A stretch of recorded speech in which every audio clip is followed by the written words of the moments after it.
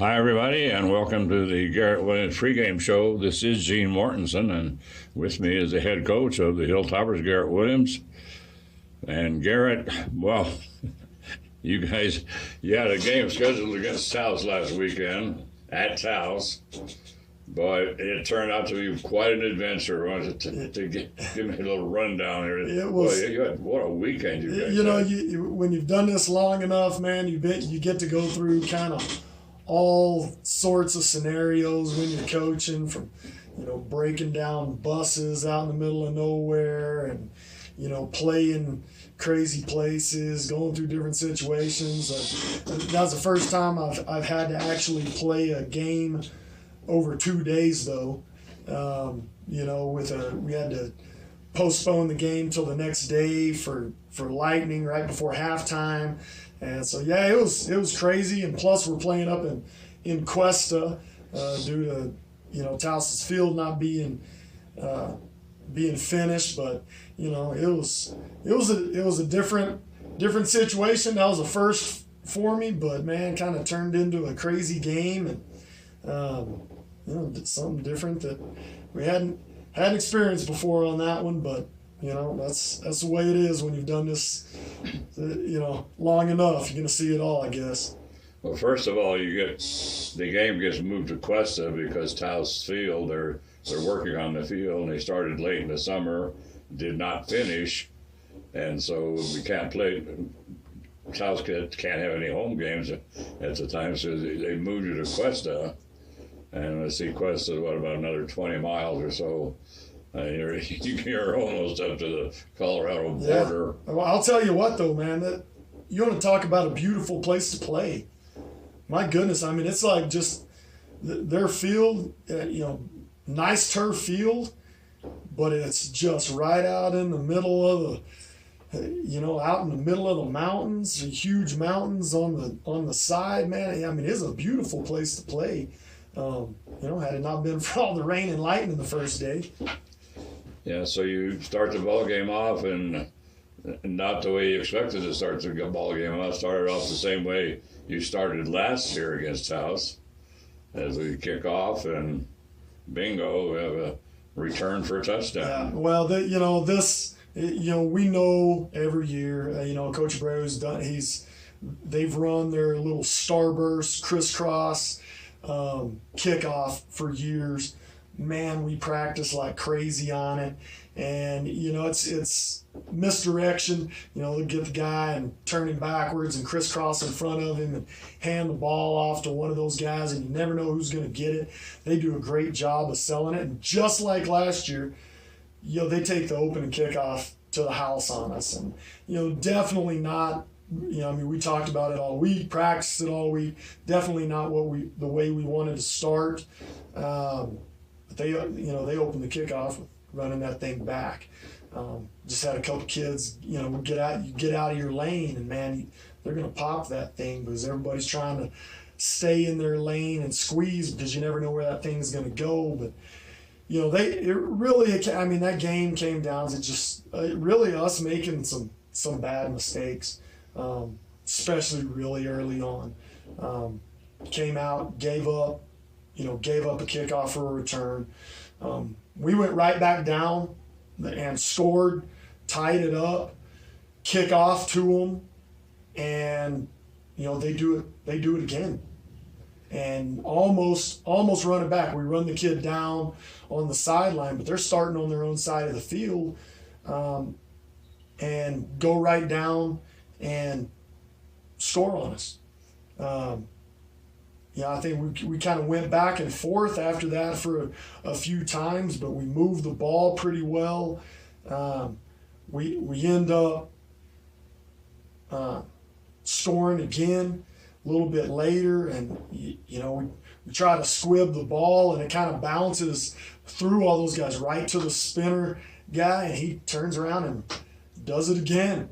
We're like, hey, man, we're not kicking it deep. We're just going to squib this thing. And he did. And it bounced right down the field. And he turned around, just handed it off. And they got another pretty good return. So we start the game with, giving up three huge kickoff returns that just hurt us. We get the ball back. We moved the ball like crazy all night, but made a mistake. We fumbled one on our own side of the field. We threw an intercept. We ran a screen pass. We kind of backed up, about the 15, 20-yard line on our own side. Threw a screen pass. Kid kind of spied Teak Nieto, and we kind of throw it into traffic. And, I thought the ball bounced. He kind of dove on top of it. He dove for it and hits the ground. And, I thought it bounced off the turf, but they ended up giving it to him, on their own side of the field, back between the 15, 20-yard line. They go down and score again. But, we had already kind of started the game, with some mistakes. And then, had already come out late. We're almost 45 minutes late, 45 minutes to an hour late starting the game because of lightning and rain. And then, they score, they kick off to us, and we just go right down and score again. And we've been moving the ball really well on offense, had done good job on defense, but just had given on the ball on our own side of the field every time. And, you do that, that ups your percentage of scoring pretty dramatically. And then we get, another lightning delay with about 5 minutes left before half. And so we immediately go back in, and at that point we're down 28-19. So not down bad, but had just made some mistakes, had moved the ball like crazy, but had missed several scoring opportunities, and passed up some big opportunities, but just swung the momentum hugely in their favor. So, we go into that, second lightning delay, just with a little bit of momentum coming back, but that's not a good way to start the game.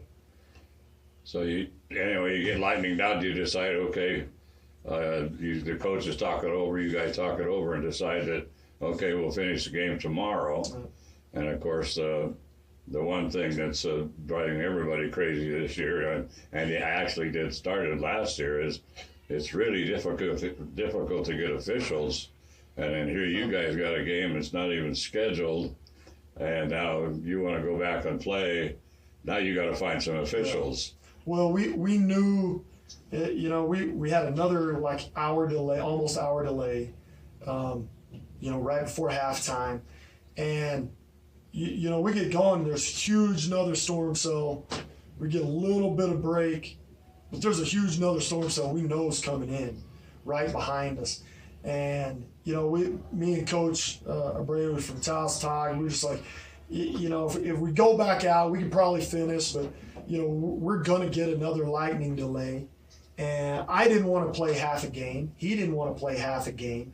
And so we sat there for probably an hour trying to figure out, hey, do we have an opportunity to do this? Can we get it in? But we were having a problem, trying to find a bus driver that could bring us back the next morning, because we had volleyball, soccer, cross country, all trips all Saturday morning going. And, so we're like I said, we're trying to find, we're talking to the NMAA, trying to find refs. So finally we're like, hey, if we put it off till about 4 o'clock, hey, we're going to have an opportunity to get some refs. And so we're just like, okay, hey, if we do this, we'll have a bus driver by then. We can get back about 4 o'clock. We'll play it. Well, by the time we get home, they're like, hey, it's going to be 6 o'clock. We're going to use the Santa Fe crew, but they gotta finish the Santa Fe game, which is Saturday Saturday at like noon. So by that time, we're like, hey, whatever, we're going to get a full game. So, it was kind of strange, but we make it back. We got home about 2 o'clock in the morning. By the time we got everything done and settled, but it is what it is, man. And it's not a bad drive. Just on the other side of Taos, but it's a great place to play. So we just figured, hey, we can play tomorrow afternoon.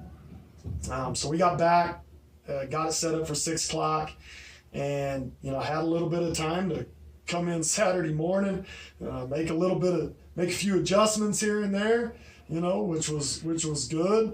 and then, get back up there and start the game. And, we got back Saturday night and started that thing and just kind of picked up where we left off, and just with offense and man, our offense was just, we were rolling. I mean, we came right out and, did a great job. We came out, stopped them, had a pretty good return again. But we stopped them on defense, got the ball, and just went right down. I think Teak broke a 60-something yard touchdown run.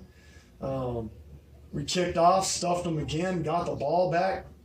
Teak scored another probably 63-yard run.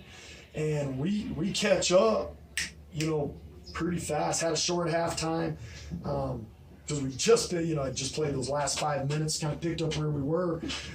But, we picked right back up and just pretty much rolled on offense and defense for a while, fixed some of the issues that we had.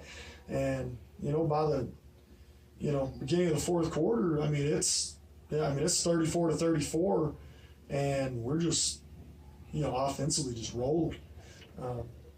You dominated the second half pretty much, but what surprised me was that when I looked at the stats, I was trying to figure out how we lost the game because from scrimmage, stats from like yards from scrimmage, we had like over 450 yards, total yards, passing and rushing, and they had about half that. Yeah. And it was just amazing. Teak had 256 rushing yards. Yeah. What a night what a 2 days that guy had. He did a great job. We had 130 yards passing. Receivers did a great job. Malachi had another great game. Caught some big passes that got us down towards the end zone several times that second day. And really, it came down to just those mistakes. Those 3 big kickoffs that first night just killed us. We had the interception on our own end that cost us. We got stuffed on 4th and 1 down in the red zone. 4th and 1, I was like, hey, I'm putting it in Teak's hands, and he comes around that corner on a counter, and I thought he stretched it out and got it. We didn't get it. So it was just, it was just a matter of just keeping them in the ball game with some mistakes, especially special teams. Those first 3 special teams just killed us because it put them on their end. But and then like I said, we start the fourth quarter, move the ball like crazy. We hold them. We end up going in. We're going into the end zone, about our own 15, and we fumble one. So that turnover didn't help, and so it started about 34-34. They punt. We get the ball back after we hold them after the turnover. They punt. We get the ball back, and we start driving. Get in a kind of second long situation at midfield, and we're get held. It's about 3rd and 8. I think we got them. Knew kind of what we wanted to call because of what coverage they were in. Didn't quite get the routes we wanted. They covered it pretty well, and we throw one up and get an interception with about 3 minutes left. And man, that just that kind of pumped them up. About 3 minutes, man, swung that momentum, and they took the ball down. We made them, we were trying to make them earn it, and they stick it in with 3 seconds left, and it's just full out, shooting yourself in the foot. Sometimes will do that because you're right. We finished the game with 450 yards offense. I think they had like 250. But when you finish behind in turnovers, it's gonna be hard to win. And we had 2 interceptions. One with like I said that I thought was a little iffy, but we had one or two in the fourth quarter at the wrong time, and that ended. So we for all the things that we do, and I mean as great as our D and offense have been, we got to make sure that our special teams is where it needs to be, because we missed a PAT, we dropped a 2-point conversion, so we'd have been at the end of the game, right there, and then not to mention the kickoffs, but it'd have been 37-34 had we just taken care of business, even with those kickoffs. The thing about it is that you guys played a great football game, and you just completely dominated Taos, from the line of scrimmage, but passing and rushing, but like you say, I guess just the little mistakes here and there. But to me, it looked like you guys, when you were coming out of scrimmage, you were executing very well. Our kids did a good job, man. And you don't want to take that away from them, but man, those, playing solid football. We got some penalties at some bad opportune times, in situations where, we held them to fourth down a couple times, got a pass interference on fourth down. We held them on the goal line on fourth down, and they give one of our kids, he's trying to get to the ball and shoves the kid past the pile, and they give us a shove in the back on defense, which probably shouldn't have been called, but it probably didn't need to happen. But the kid was trying to pursue the ball, so I mean just some we got down, we got stuff on forward, but kid kicks out and kind of leads with his head. I think he was kicking out. I didn't agree with that either, but we got one down on about the 5-yard line that backed us up. So just some inopportune stuff that affected what we were doing. That shuts down big drives or helps them postpone those big drives. So they did. I mean, they played great defense. They played great offense, man. Moved the ball, man. It's hard to fault them for that stuff, but there's 3 phases to the game. There's you got to play great on special teams as well, and we probably should have adjusted a little bit earlier after that second kickoff and didn't get it done. We bounced it right back to the kid. That momentum does a lot. Even when you are playing great, momentum swings are huge, especially for high school kids. It's just huge. So you got to be able to play through those things. You got to be able to be solid on the specials and then not hurt yourself with penalties on critical times. So our kids, they did great, man. It was a crazy game. We came out after we started the game an hour late. Came in and got to play for about an hour. Came in again. Had to go home. Got home at 2:00.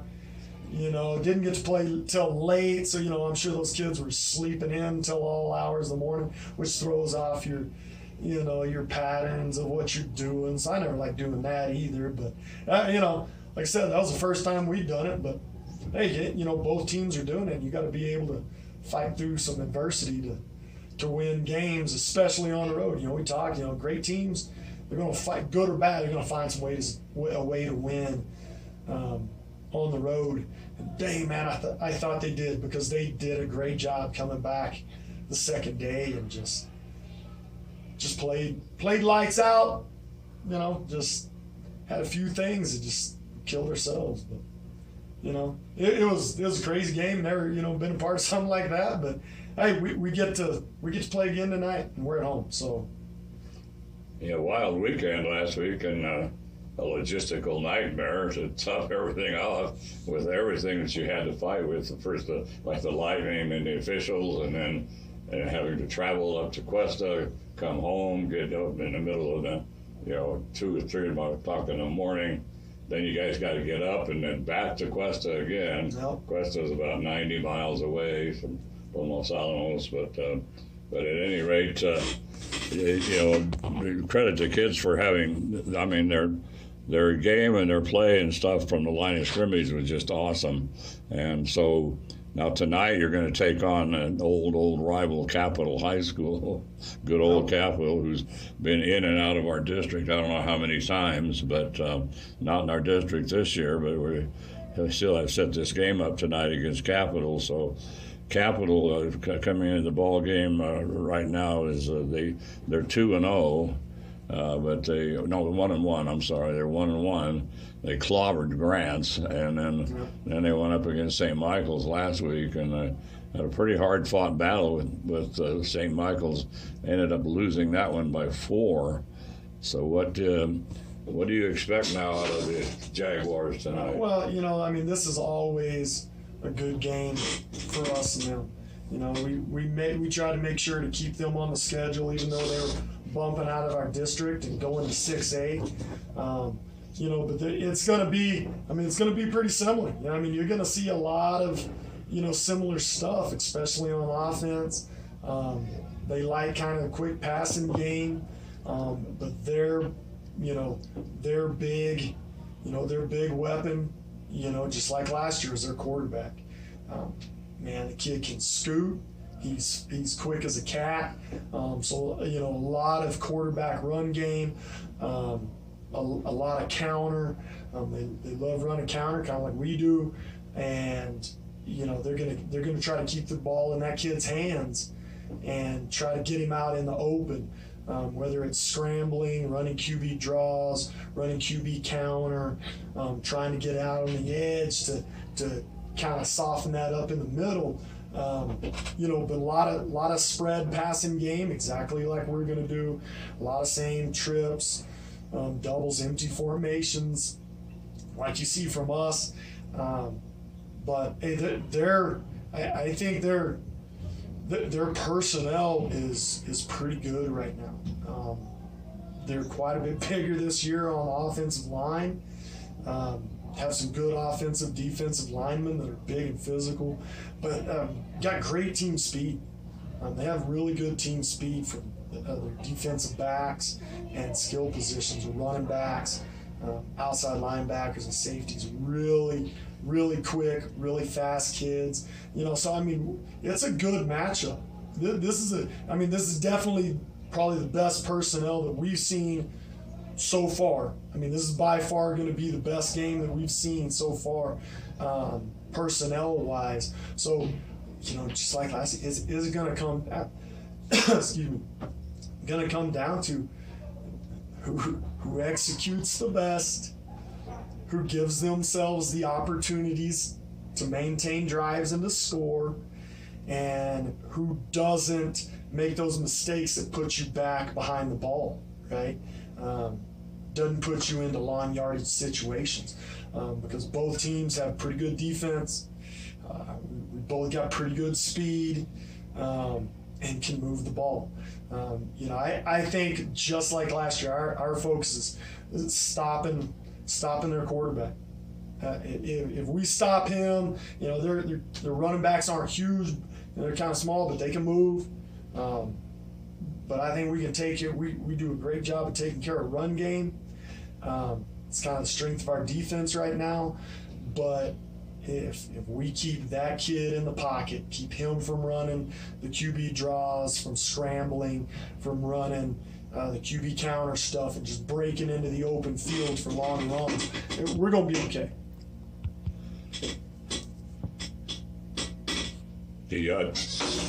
Tonight is the opportunity to get back in the win column again, and after the offense that you guys put together last week, and then plus you did play pretty good defense. He was in a lot of tackles.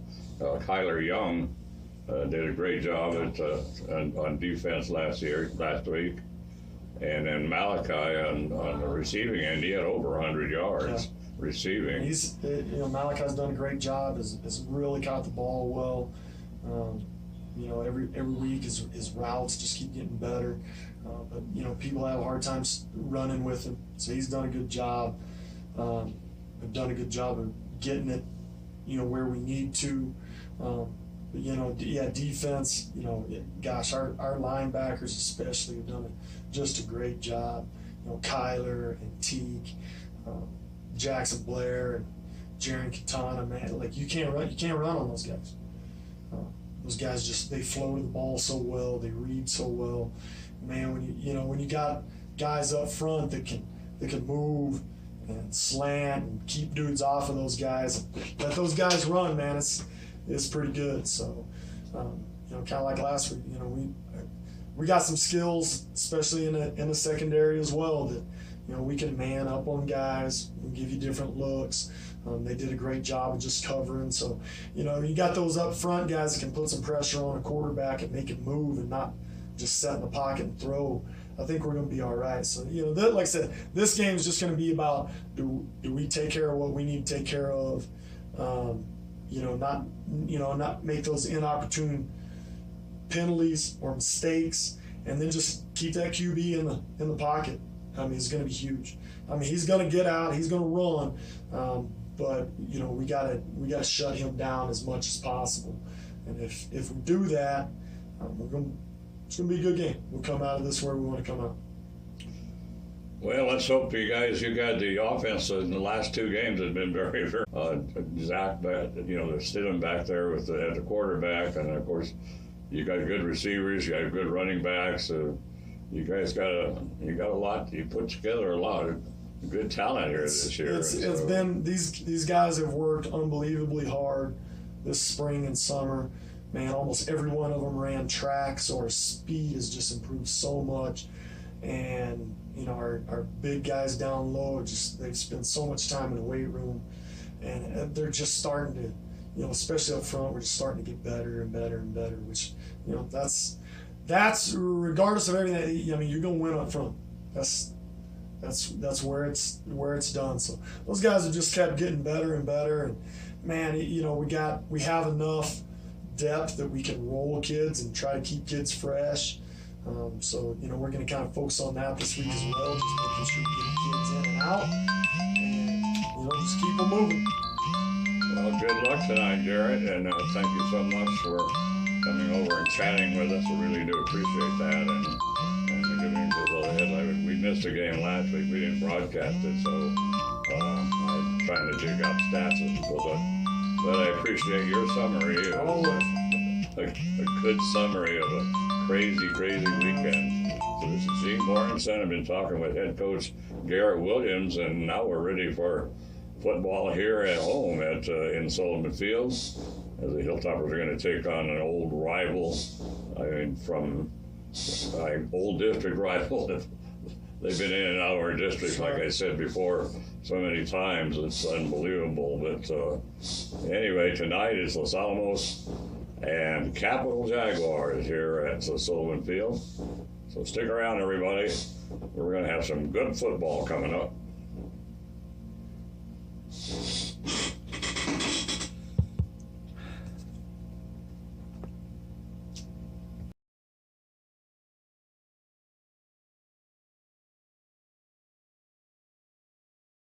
Well, it's great to see Topper sports season kicking off again. I'm Troy Hughes. I'm the fire chief here in Los Alamos.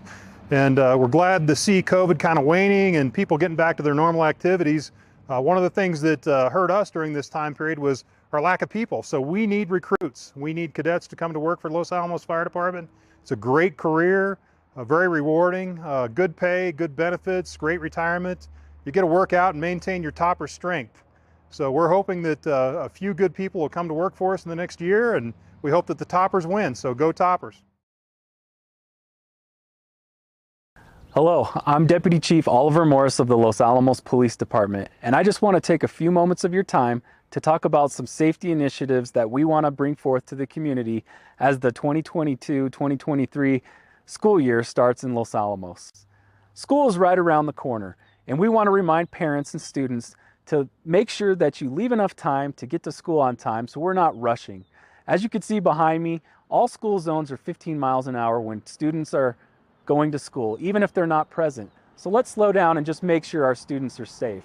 Secondly, I want to remind us that when the buses are stopped and their stop signs and lights are activated, we want traffic to stop in both directions to allow time for students to cross the street to keep them safe. The other thing I want to talk about is our school campuses. It's important to remember that during school, campuses are closed to the general public, as well as the playgrounds and facilities, while school is in session. This also includes Sullivan Field and the Sullivan Field parking lot. We want to make sure that school is meant for just school hours and school staff. Please check in with the staff regularly if you're going to be planning on visiting our campuses. We have a long history at Los Alamos to have amazing school resource officers. These officers are there to provide an atmosphere of safety and security for our students and faculty, but they're also there to foster positive relationships with students. So we use our school resource officers just to ensure that everything is safe in our schools. The other thing I'd like to direct our community to is on the losalamosschools.net website. If you click on the safety and wellness section, you will see that there's the See Something, Say Something app. This app is a great tool to report anything that has to do with safety, whether it's bullying or whether it's a suspicious person on campus or anything you think is safety related for our schools. Please use this app to report any suspicious behavior so that we can work in concert with the Los Alamos Public Schools to make sure everyone is safe. And that's the final message that I have for you today. And I just want to make sure that we have a safe and fun school year, and go Toppers.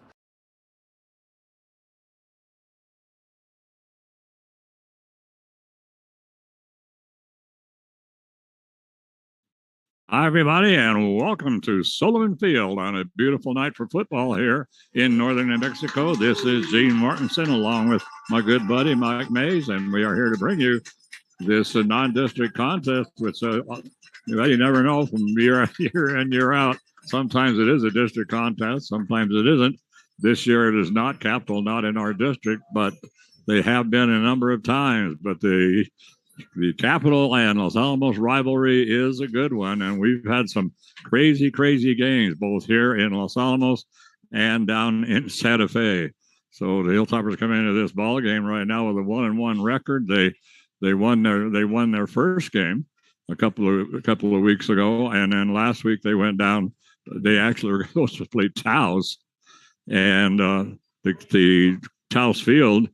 They were supposed to fix something up on it this last summer, and they didn't start until very late. So they had to play the game in Cuesta. So they went to Cuesta, and they got lightninged out in the first half. So after the first half, Los Alamos, they finally packed it up and went home, and then turned around and drove back on Saturday for the second half. And it turned out to be, it was 34-34, and saying Taos scored on the final play of the game to win the ball game 41-34. And Garrett Williams was telling me that, man, he says that Cuesta Field is a beautiful field, sets right down in the mountains. But tonight, Mike, it's going to be the Hilltoppers and the Capital High School Jaguars. Yep, and as you said, Gene, this is a long-standing rivalry between these two teams. And the Toppers and the Jaguars have had just some classic battles. I think some of the best high school football games that we've seen in recent memory have been against Los Alamos and Capital. And the one that always sticks out in my mind was in 2009 when Los Alamos and Capital were basically playing in Santa Fe for the district title. And just a phenomenal coaching job done by Los Alamos alumni Steve Castile, and he ended up pulling off the upset victory, and that really cost Los Alamos in the playoffs. If you recall that contest, yes. Gene. Yeah, not only did he pull off the upset, they clobbered us. That was I think we went in for at least a couple of minutes. I think we went into a running clock. Yeah, and Los Alamos had just absolutely blown everybody away up to that point. No, we were highly favored in that ball game, but it was something like 50-0 or something. It was quite the game. Los Alamos did make a little bit of a storm back late, scored a couple of touchdowns, but outside of that, Capital absolutely dominated that game. That's always the one that stuck out in my mind.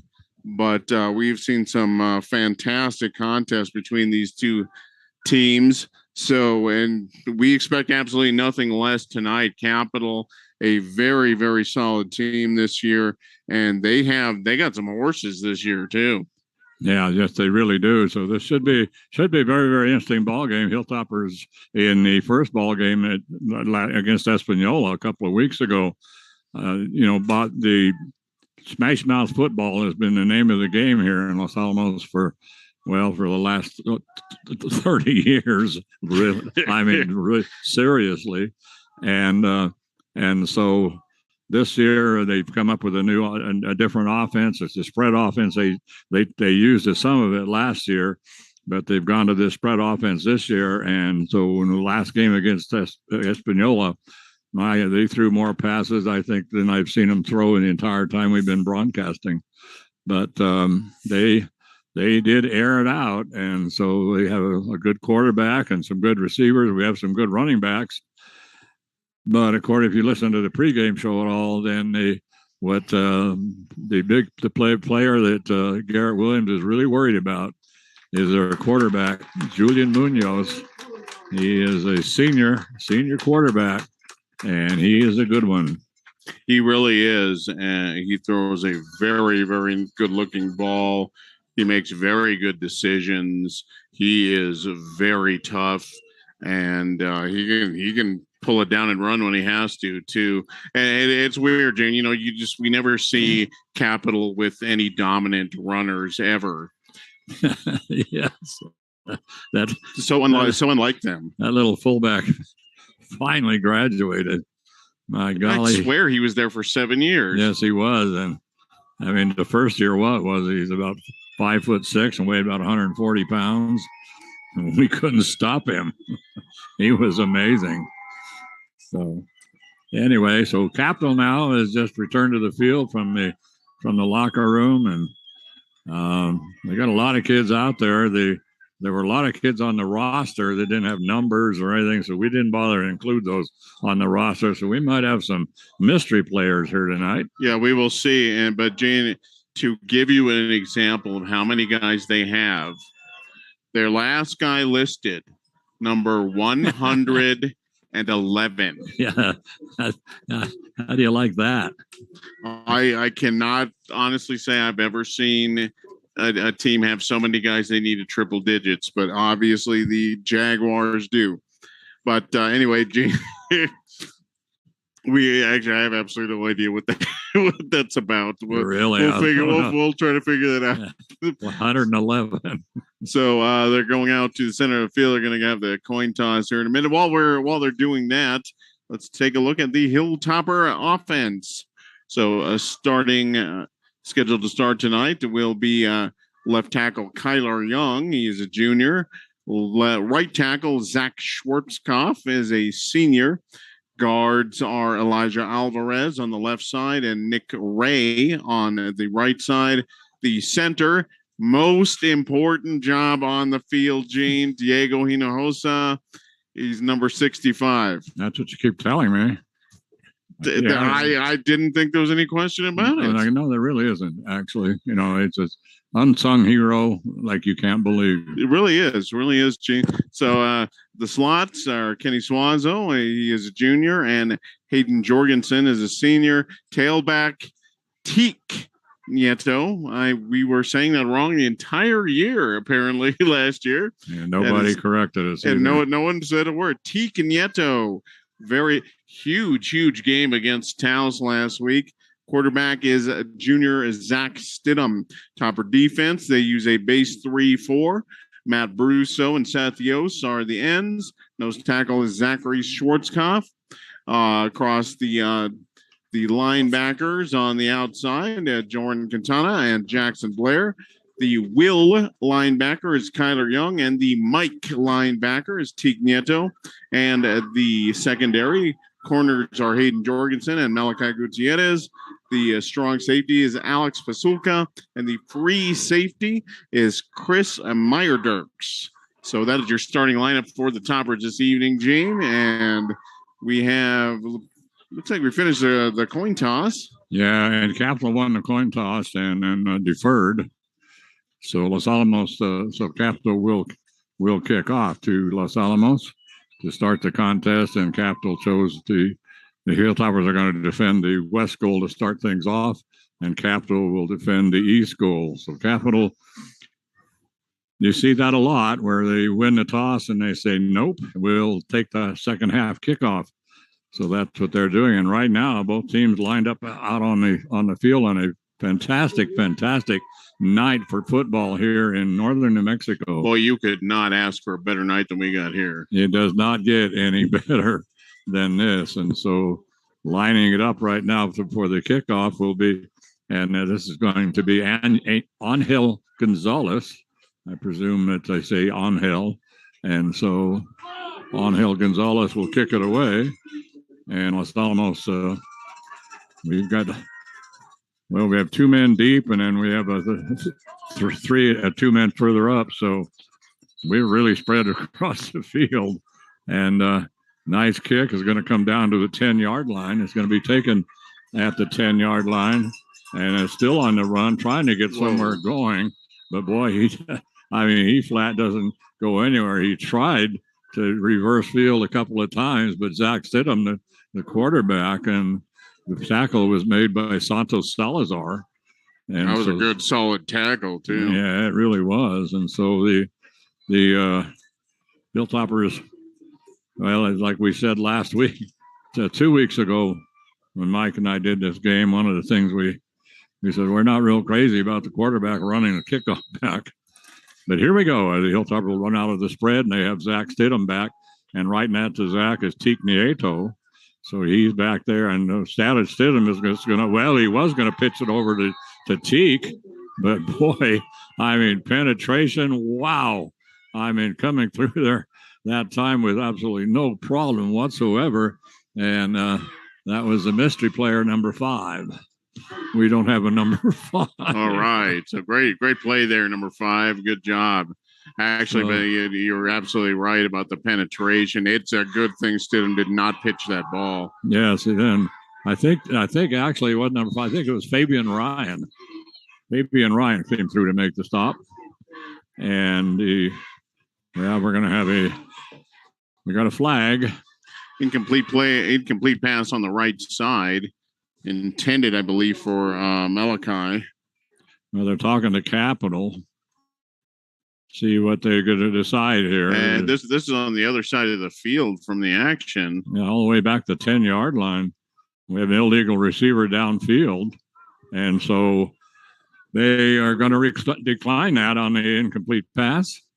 So that's going to bring up 3rd down for Los Alamos. 3rd and long. They lost about 2 yards on that first run by Stidham. And so right now it's 3rd and 12. And the ball's sitting at about the 14-yard line, their own 14. So Stidham drops the ball.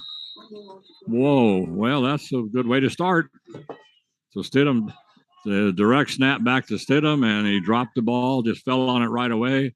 So he falls on it at the 10-yard line. So they need to get up to about the 25 and 26. So it's going to be 4th and about 16 for Los Alamos. Inauspicious start for the offense tonight. Yes, really. So kicking it away for the Toppers, it's a very, very short kick. That was Hayden Jorgensen. And Hayden didn't get a very good foot on it. It kind of went off the side of his foot and barely made it up to the 40-yard line of the Hilltoppers. So Capital's going to take over deep in Los Alamos territory. They're actually moving that up. They're going to say that went out of bounds. Whoa. It looks like about the 33. Yeah, I thought it went out about the 40. I don't agree with that. But no. In any event, the Jaguars set up very well. 3 receivers to the right, 1 to the left. And Munoz is the quarterback. Puts a man in motion. Munoz dropping back. He likes to run. Nice pass. That's complete. And that's going to be complete for a 1st down up across the 25-yard line. And so pulling So pulling that one in that time and that was Avelino Trujillo. And good thing for Capital, we have they're in their white uniforms with pale silver numbers, so that really makes our job so much easier. Oh yeah, they just blinding numbers. So it's like 3D. They're like going to punch you in the face. Here comes a little swing pass out to the right, and that's going to be complete. Almost breaking the tackle and getting loose was Javier Martinez, but the Hilltoppers, they finally bring him down. The ball now is just inside it's on the 9-yard line, 1st and goal, Mike, from the 9. And on that swing pass for the Jaguars, Martinez had excellent blocking up front. They really had that entire right side sealed off in the secondary. So they line up once again, kind of in a. So it's almost a kind of a semi-pistol because they have. So they hand the ball off to the running back, and he goes nowhere. He's hit right smack at the 9-yard line. It's Juan Munoz, and so Juan Munoz takes the handoff that time from his quarterback Julian Munoz, and coming in to make the stop for Los Alamos, Matt Brusso. And Matt, just a sophomore, he had a very impressive start to his season 2 weeks ago here, and we were very impressed. He was all over the field. Yes, he was, and so they pick up. I don't know, no gain on the play actually, and Munoz, the quarterback, he's a good runner, and he's caught they almost caught him in the backfield, but he's able to get loose, get up around the 5-yard line, and finally bringing him down for Los Alamos was Teak Nieto, and joining Teak that time was Kyler Young. So the Hilltoppers now have the opportunity here to stop on 3rd down, and that ball is just across. Well, it's a nose of the ball at the 4-yard line. 3rd and goal from the 4, and so Munoz back, and then back with Munoz is once again this time is Francisco Diaz, and they're going to have a pass in the end zone. That was wide open. He was way ahead of our defenders, and that was Avelino Trujillo, and he drops the ball. Great out route right at the goal line. The ball right at his fingertips. He can't bring it in. That play was set up about as well as it could have been set up. Just could not connect on the pass. So the Toppers do hold here after being put into tough position, and we're going to have a field goal attempt. Yeah, it's going to be a 20-yard field goal, and the kick is up, and it is good. Yes, and the kicker that time was Anthony Anaya. So 20-yard field goal.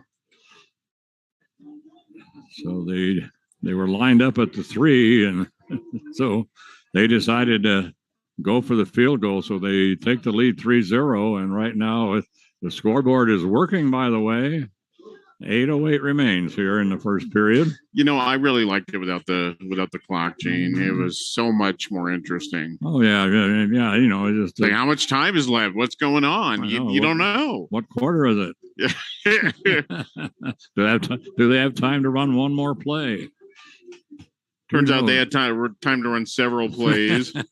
Those were some pretty long quarters. So Capital will kick off once again. And so here comes Angel Gonzalez as he tees it up. And so we'll see if the Hilltoppers get a better start this time. They were lucky to get out of this with only 3 points for Capital. And so straight up the middle and still going. Boy, nice run that time. And that was for the Hilltoppers by Seth Cowan.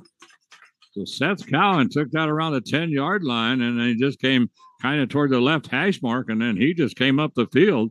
Now, I thought for a minute, Mike, he might break that, but a great run by Seth Cowan. He's a 6 foot, 150-pound junior, and boy, that was a nice run.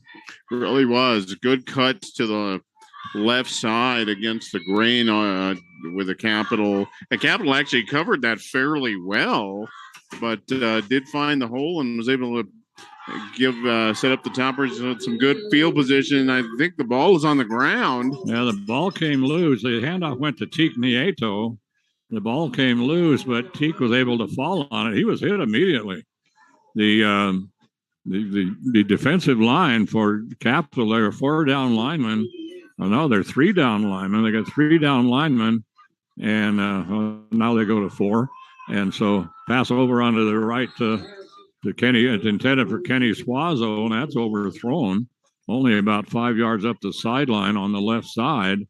But Kenny can't hang on. And actually, it was the pass was high, and Stidham rushed that one. He really rushed it. So it's right now that's going to bring up 3rd down for the Hilltoppers and long yardage again, 3rd and 13. So the Hilltoppers haven't been able to do anything here, and the penetration by Capital has been phenomenal. Stidham in trouble again, and he's going to be sacked. Whoa. And he was very fortunate to hang on to the ball there. Coming down on him was mystery player number 2, all right, number 66. We have 265. We have 265s. It could have been one of those gentlemen, or could have been Axel Ortega. He was the second 65. Yeah, he was 65A and 65B. But anyway, Stidham rolling all the way to his left, but he could not escape the pass rush. Hayden Jorgensen will kick it. Another short kick. Oh. I don't understand it. Hayden just isn't getting anything, and this one's going to bounce up around the 50-yard line, just kind of straight up in the air and right down at the 50. And so, the Hilltoppers, that punt good for what, maybe 20 yards at most. And so the Hilltoppers off to not a very good start here against these Capital Jaguars. No, 4 negative plays. The ball has been on the ground twice and a couple of incompletions, and that's all the Toppers have been able to muster on offense so far. And they just have not been able to stop that rush by Capital. Munoz is always going to hand it off in the backfield, but boy, I'm telling you, penetration that time by Seth Yost and Jackson Blair. And boy, I mean, as soon as he took the handoff, I mean, he was dumped. And I mean, like right now. And I didn't catch the runner's number, but I mean, we hardly even had a chance to see his number, but that's a nice loss up to at least 4 yards, about 5 yards. Second, and we're going to call it second and a long 14. So Munoz all by himself back there. He's going to put a man in motion, Joseph Rodriguez. And so let's see. I think we have motion on the Jaguars. Yeah, we do. That'll cost them an additional 5 yards. So Jaguars backed up after starting on the 52-yard line, Gene. So, oh, I know these cords are all over the place. You got a couple of cords. Just 48-yard line, obviously. But so, that was a couple of years ago. I don't think anybody gets that joke anymore. No, but they got second and very long right now. Munoz dropping back. He's being chased, and he's dumped. But he does get the pass off. And they are saying that he did get the pass off. But boy, I'm telling you, he could not get away from Teak Nieto. Teak coming in from that that middle linebacker position, and he just came. I mean, Munoz was lucky he got rid of that ball. Really was. And actually, I think this is the NFL. He might have been called for intentional grounding. I don't think that ball got back to the line of scrimmage. Oh, not even close. No. So it's third down there at the 41-yard line. They have to get to the Hilltopper 42. So that's 17 yards that they're and so Munoz still running. Ball's on the ground. The Hilltoppers got it. So Munoz trying to scramble out and run, and he was hit hard that time for the Hilltoppers. And coming in to make it was Yehoran Quintana, and Yehoran laid it on him, and the ball came flying loose, and the Hilltoppers recover. So the Hilltoppers finally catch a break, and the ball now is finally into Capital territory at the 43-yard line of Capital. And Munoz was in deep trouble immediately after the start. Toppers all over him. Did manage to scramble past the first wave, but just did not see Quintana coming from behind that knocked the ball loose. So Stidham with the pass, and that is complete. It's going to be complete upfield for about 5 or 6 yards. It's complete up to Malachi Gutierrez. And so Gutierrez, he's going to move it up to it's going to be about a 5-yard gain as he's going to move it up to the 38-yard line. Nice quick slant there by the Toppers trying to get some rhythm. And so the Hilltoppers, who were being rushed a lot before, here comes Teak, Teak right up the middle. He's going to pick up about 3 or 4 yards. He's going to be a yard or so short of the first down. But the Hilltoppers, this, of course, is obviously 4-down territory. 3rd down and 2. Didn't get a great spot there. Did they put the ball right at the 35? We only got past the 35. Yeah, so it's and there's that hard count by Stidham. He's the Hilltopper quarterbacks are really good at that, and they practice that. And I mean, year after year after year, we've seen these, especially these Garrett Williams quarterbacks. I mean, they're really good at on that hard count.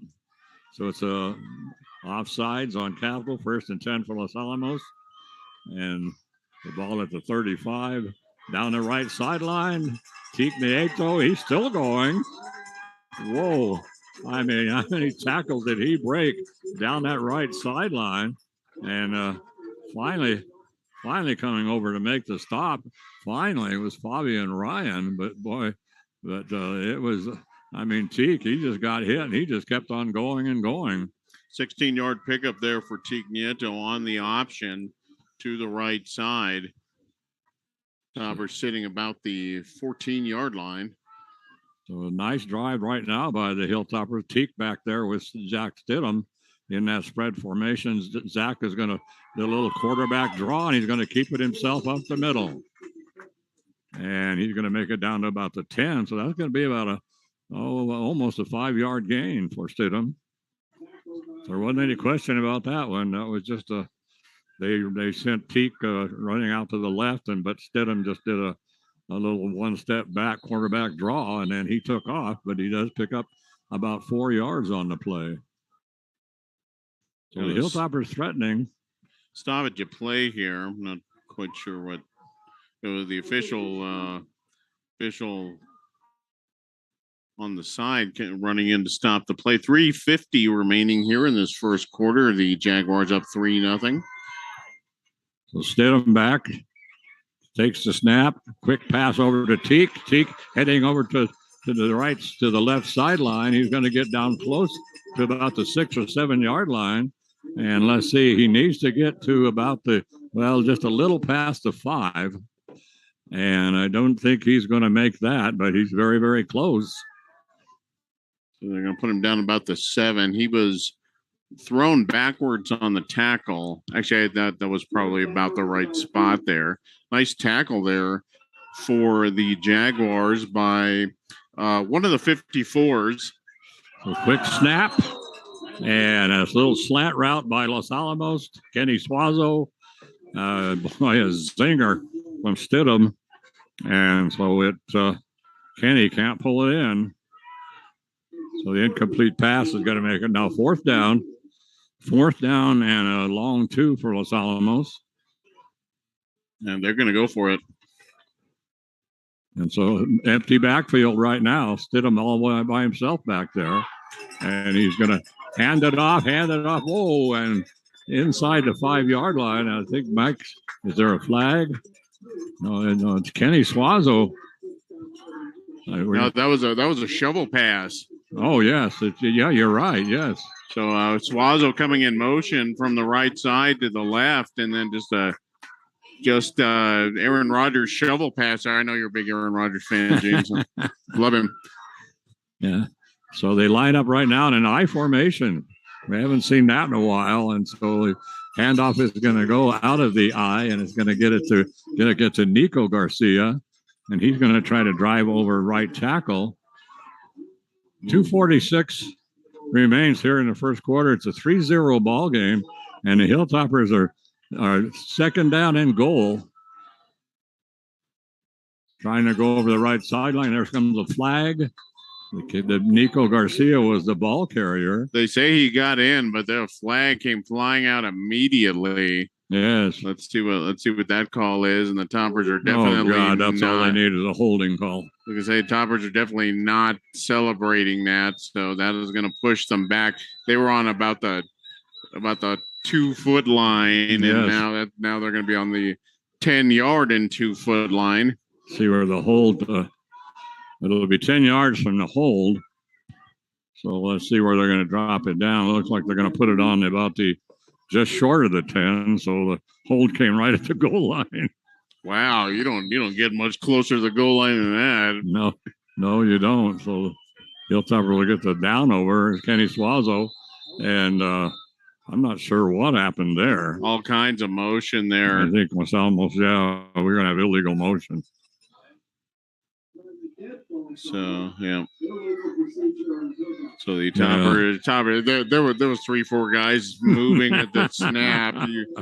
They almost never let you do that. Everybody wanted to be in motion. This will fool them. It would have worked. It would have worked. So another 5 yards back. So now we're on the 16-yard line. Second and goal from the 16. Suazo in motion. Kenny Stidham rolling to his right. He's going to air it out. And a pass intercepted upfield about 5-10 yards upfield on the right sideline. And Stidham was buried at the 25, and he is a little slow getting up. Very, very slow. He was absolutely buried. He threw that one away out of desperation and went right to one of the Jaguars. I did not see who caught it, but Stidham, under duress, threw it into traffic, and that hit one of the Jaguars right in the chest. And you have a situation, Mike, where they score a touchdown, and then there's a hold right smack at the goal line. Unbelievable. So they had the chance to take the lead. They're down 3-0 right now. We're still in this first quarter. So Munoz got a little screen pass over onto the right sideline and still going with it. And so that was number 20. That was Javier Martinez. And I didn't see who came in and made the stop that time. I think it might have been, I'm pretty sure it was Hayden Jorgensen. Made the stop, but they do pick up some yardage. They pick up about 8? 8, almost 9. Almost 9 yards. It's going to be about 9 yards, about 1 yard to go. Munoz takes the handoff, keeping over to his left. He's going straight up and cuts right back up the middle. So he picked the handoff in the backfield, cut to his left, came right smack up the middle, and finally Malachi Gutierrez brings him down for the Hilltoppers. But and if Malachi doesn't make that tackle, he gets another 20 yards, Gene. Oh, yes, he does. All the way up to the 47-yard line. Still in Capital territory. But the Hilltoppers had a golden opportunity to take the lead in this ball game. We are now under 1 minute to go here in quarter number 1. It's a 3-0 ball game as the Hilltoppers stopped Capital on their drive, forced a field goal, and now it's going to go right up the middle again. And this time the handoff is going to go to Juan Munoz. And let's see who's coming off the bottom of that that pile down there. Teak Nieto. Yeah, he was in the middle of that. It's about a 4-yard pickup there for Munoz, and nothing fancy about that play. That was right up the gut. They're taking a long, long time. I'm not even sure if they're going to run a play. It doesn't look like they 15. have any intention of doing so. About 10 seconds remaining. Yeah, they haven't even moved. Yeah, it's under 10 seconds, and they're not going to. They're just going to let this run out. So we're going to send it back to Charlene, I guess, and Charlene's going to let us hear from a couple of sponsors.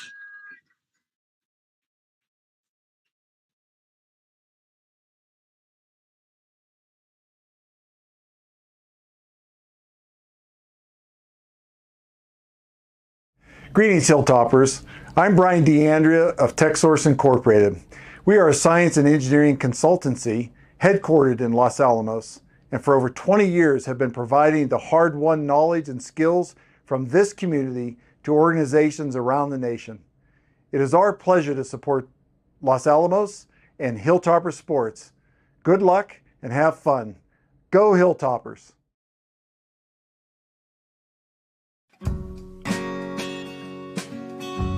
Join the University of New Mexico Los Alamos for the exceptional education. Join us for the small class sizes. Join us for the quality faculty and staff who are dedicated to your success. Whatever your reason for joining us, start here, go anywhere. Go Hilltoppers!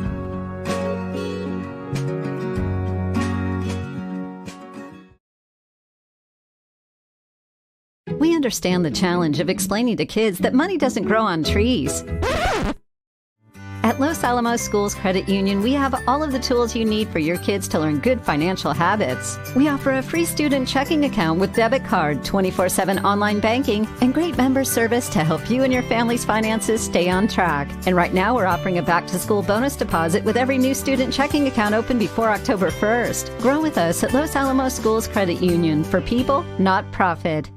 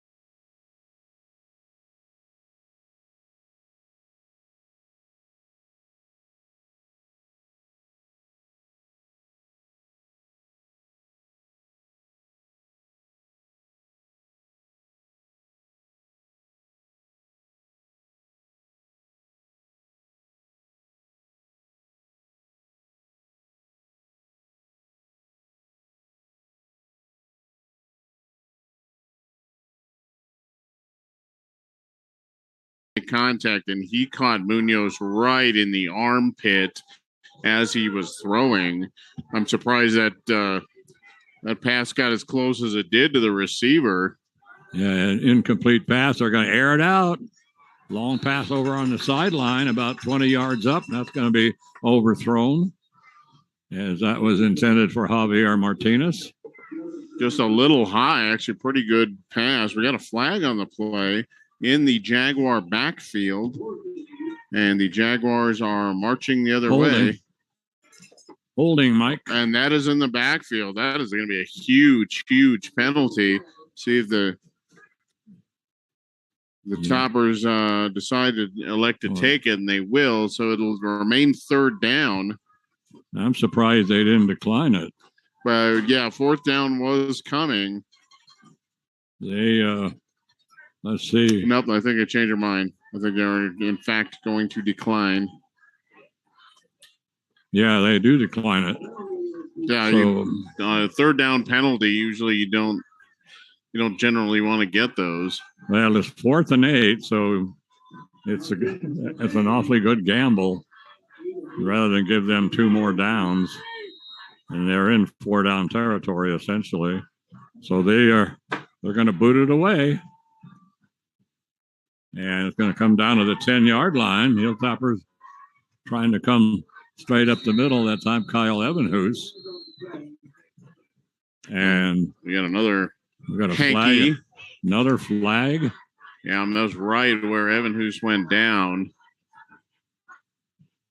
So they're discussing things. Actually, looked like a pretty good tackle. I didn't see any funny business on the tackle, but we'll see what the officials saw. They keep talking about something around his mask and stuff. And if that is a face mask. I wonder. So now we're going to get the call. Ooh, block in the back. Whoa, my heavens. That is a big one. Yes, it is. Well, it's going to be half the distance of the goal. So the officials, by the way, are from Santa Fe. The umpire is Kurt Temple. The linesman is Ronaldo de Vargas. The line judge, Bobby Benavides. The back judge is Ronnie Milyorn. And the white hats, the referee, Mr. Greg Sandoval, who we've seen numerous occasions. Yes, and handoff over the right side goes absolutely nowhere. I mean, it was just a sea of white with pale gray numbers. And Teak Nieto, the ball carrier, boy, he just ran into a brick wall. 9:11 to go here in the first half of play. Still a 3-0 ball game, but the Hilltoppers are stuck deep in their own territory at the 8-yard line. So Stidham wants to get him out of there. Long pass downfield is going to be just overthrown. Ooh, I thought I saw a grab over there, Gene. Yeah. And nothing called, but there looked like there was a lot of hand fighting over there, and I thought the Jaguar cornerback on that side might have gotten a piece of his jersey along with that. No flag on the play, but that was close. That was close to DPI. Yeah, it was intended for Abraham Sanchez, and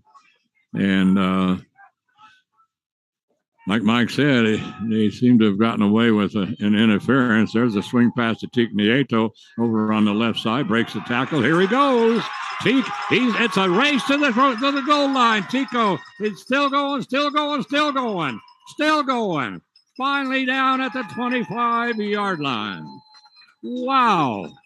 And Teak couldn't outrun one of the Jaguars. The Jaguar caught up with him, tried to tackle him. Teak got away from him, but then that allowed the pursuit to come up, catch up with Teak, and drop him down. But wow, what a fantastic run for the Hilltoppers that time by the 6'1", 215-pound senior Teak Nieto. 70-yard catch and run on a swing pass.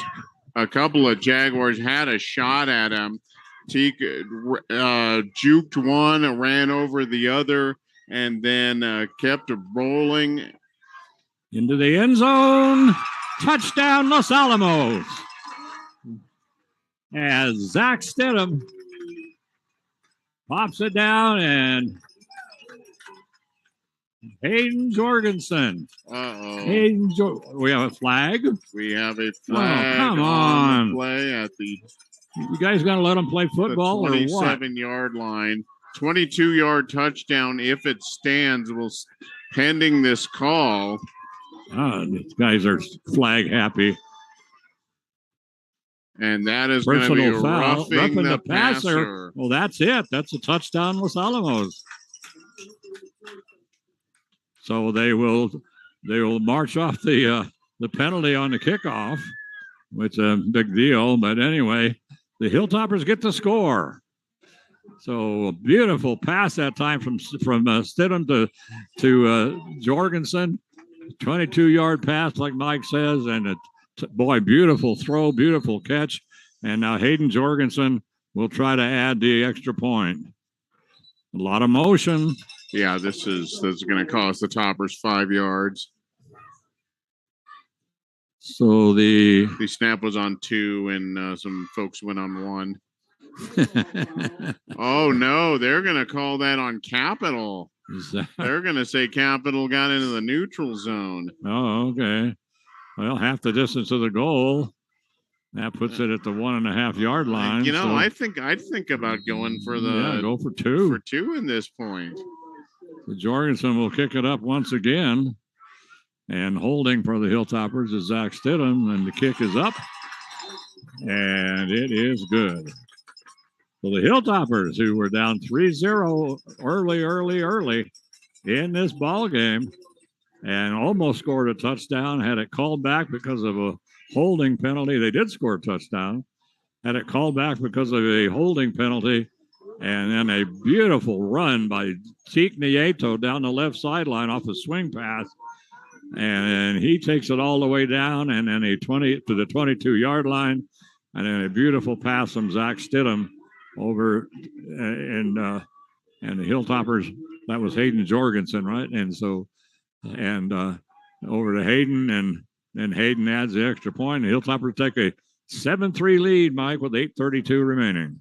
Wow, and a beautiful pass from Stidham, dropped it right in the bucket, right to Jorgensen over his right shoulder. Beautiful, beautiful pass. Oh, they need to march off the roughing the passer. So yes. The Toppers will kick off from the Jaguar 45-yard line. So it's only a 5-yard penalty. More than that. No, they're on the Jaguar side of the field now. So, well, yeah, that's a 15-yard penalty. Yep. Yes. Yeah, they have it. They have it correct. And yeah, boy, this is kind of territory where you might want to think about an onside kick. Yes, really. Yeah, they're kicking off on the 45-yard line of Capital. So it might not be a bad idea. But Los Alamos says, forget that. They sail it over the end zone. That'll bring it out to the 20. And so 8:32 remains, Mike. 7-3 ball game. Hilltoppers up on Capital. And just, again, wonderful pass there from Stidham. Stidham a little shaky early, Gene. Misfired on a couple of passes. Was under some heavy pressure, but got the swing pass out to Nieto.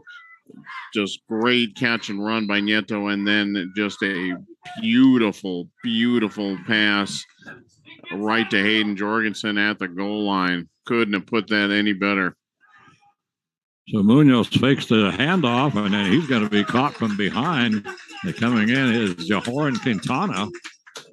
And Quintana, they're actually giving him some gain on the play. He was dumped in the backfield. No, that can't possibly be right. What's going on? I mean, it doesn't make any sense. They got him at about the 15, 16-yard line, and they marked it at the 21. No, what are they doing? I don't understand this. Yeah, he was dumped in the backfield, and then they give him a 1-yard gain. We have a timeout on the field right now. Let's see, the Jaguars take timeout. 8:11 remaining here in the second, and about 9.5. They should have it second in about 15 or 16. I don't understand what they're calling here. That doesn't make any sense. So it's going to be second down and 9.5. Well, Garrett Williams isn't protesting. Did he see something I didn't? Apparently. So Munoz in the backfield once again out of the pistol, and we're going to have a motion again. Let's see who's this going to go against. That will be a neutral zone infraction on the Toppers. Oh my God! Or your encroachment, or you can't say offside anymore for some reason. I can't believe I got an NZI. That'll cost Toppers 5 yards. Second down, about long 4 here at right about the 26-yard line. Munoz, you're going to air it out. He completes the pass, and that's going to be all the way up to the 45-yard line. And that pass was complete up to Javier Martinez. Deep crossing route there. Great throw by Munoz.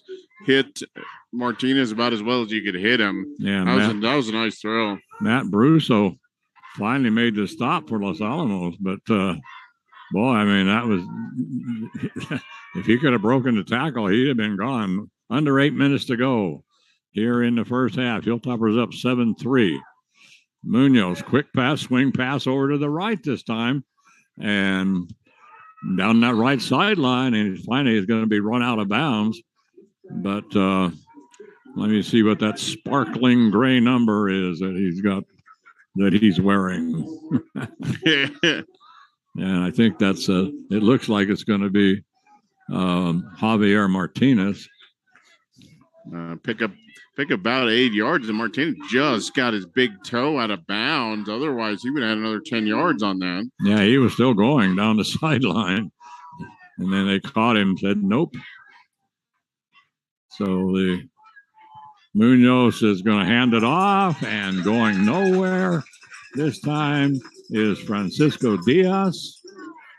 And let's see. Whoa, that is a significant. Yeah, coming off the bottom of the pile, Mike, that time was Donovan Allen and Matt Brusso. That's gonna be a loss of 3, maybe 4 on that, and Brusso again on the tackle. Great penetration that time. Matt playing defensive end for Los Alamos. So that's going to bring up third down and about 5. Munoz dropping back.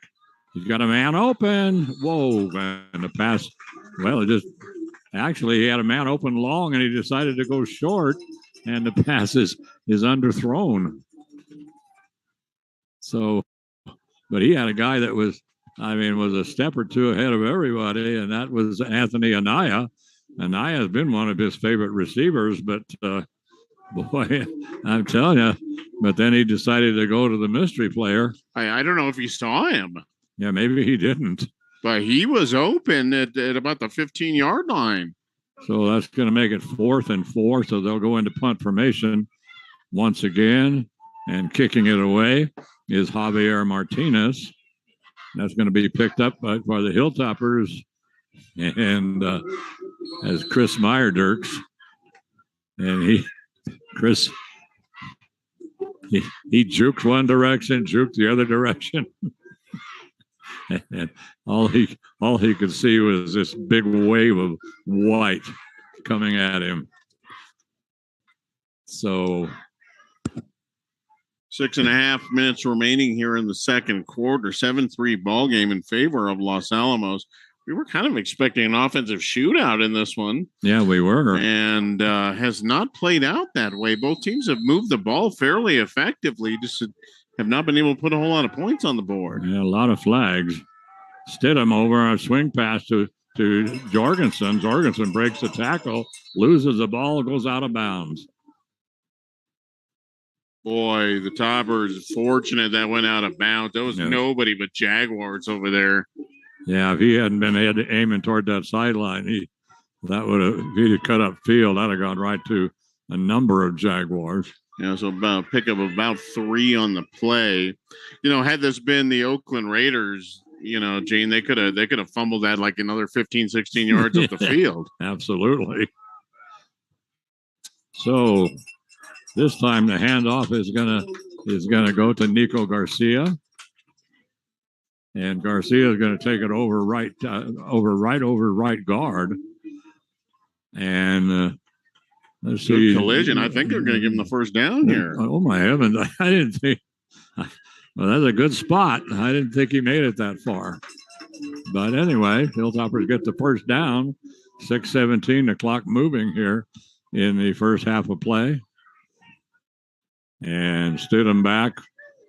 Going to give it to Nico Garcia, riding the left sideline. Nico's not going to be able to turn the corner and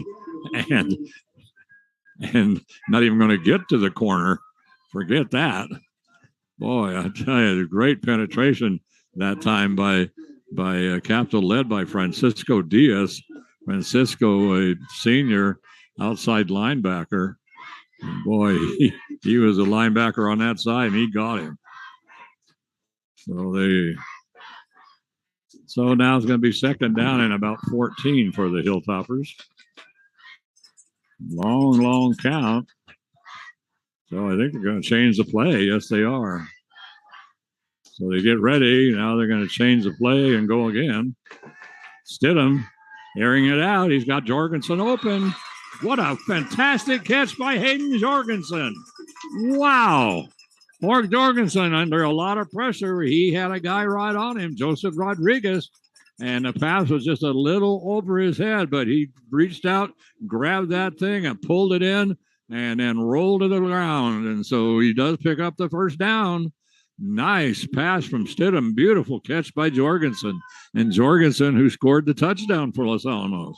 That was a tough catch too by Jorgensen. I was surprised he hung on to it. He took a bit of a whack at the end too. Yes, he did.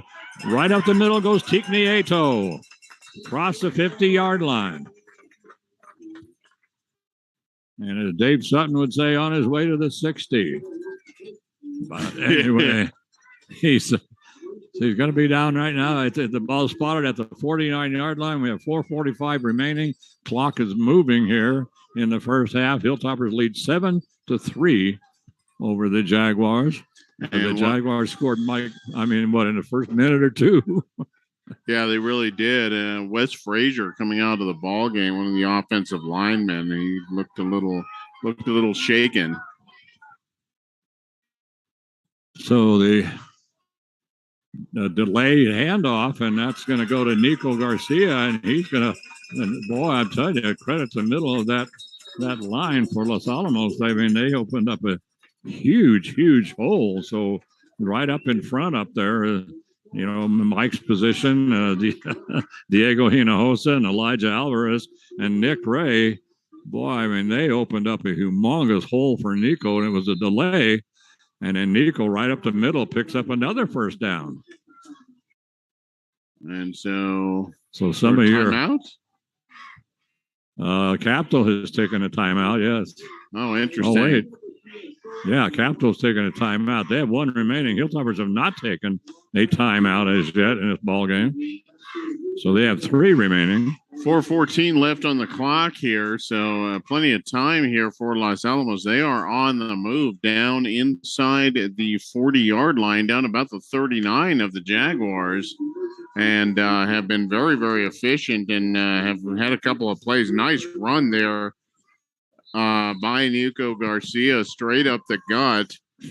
And he's picks up some tough yards so far. Yes, he has. So Nico back there once again with Stidham.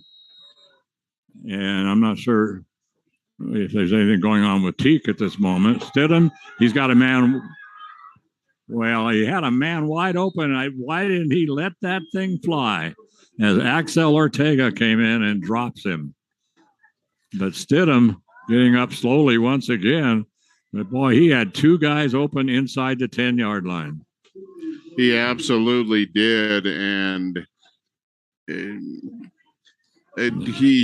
had to let it rip. He didn't have a ton of time, but I think he had enough time to get the ball off. Oh yes, he did. I mean, it was. I mean, those guys are already down to the 10. I thought sure he was going to let that thing fly. Second down. Stidham back, screen pass. This is going to be up to Nico Garcia coming down the left sideline.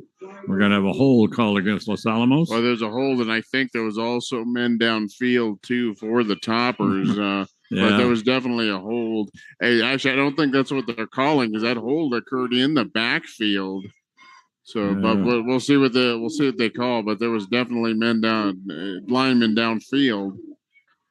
Oh, no flag. No.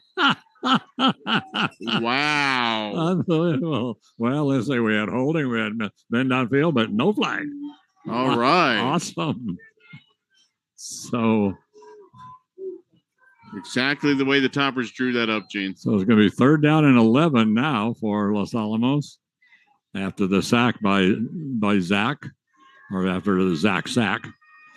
So, and now Garrett Williams changing the play as he hollers it out to Stidham. They change the play. Stidham drops back. He's got great protection. He's got a man open. He drives it into traffic. Oh, my heavens, Mike. And that pass was intended for Hayden Jorgensen. And I'm telling you, Mike, all by himself downfield that time was Malachi Gutierrez. He had nobody within 20 yards of him. And Malachi's one of his top receivers. Yeah, just obviously did not see him through to Jorgensen. Got some air under that, Gene. Jorgensen actually was open for a second, but too much air under the ball, and the Jaguar secondary able to recover and knock that one away. Well, Malachi, it was a touchdown. Easy touchdown for Malachi. Hayden Jorgensen will kick it away as he punts it. High punt. And the Hilltoppers are going to try to down it before it rolls in the end zone, and they do. They're going to get about the 5-yard line. That was Malachi Gutierrez. Nice kick by Hayden. Yeah, it was a real nice kick. Good hang time. Got a favorable bounce, and Malachi kind of had to play shortstop on that one. That took a tricky bounce, but he was able to glove it. So 3:04 remaining. The Jaguars deep in their own territory, right at the 5-yard line.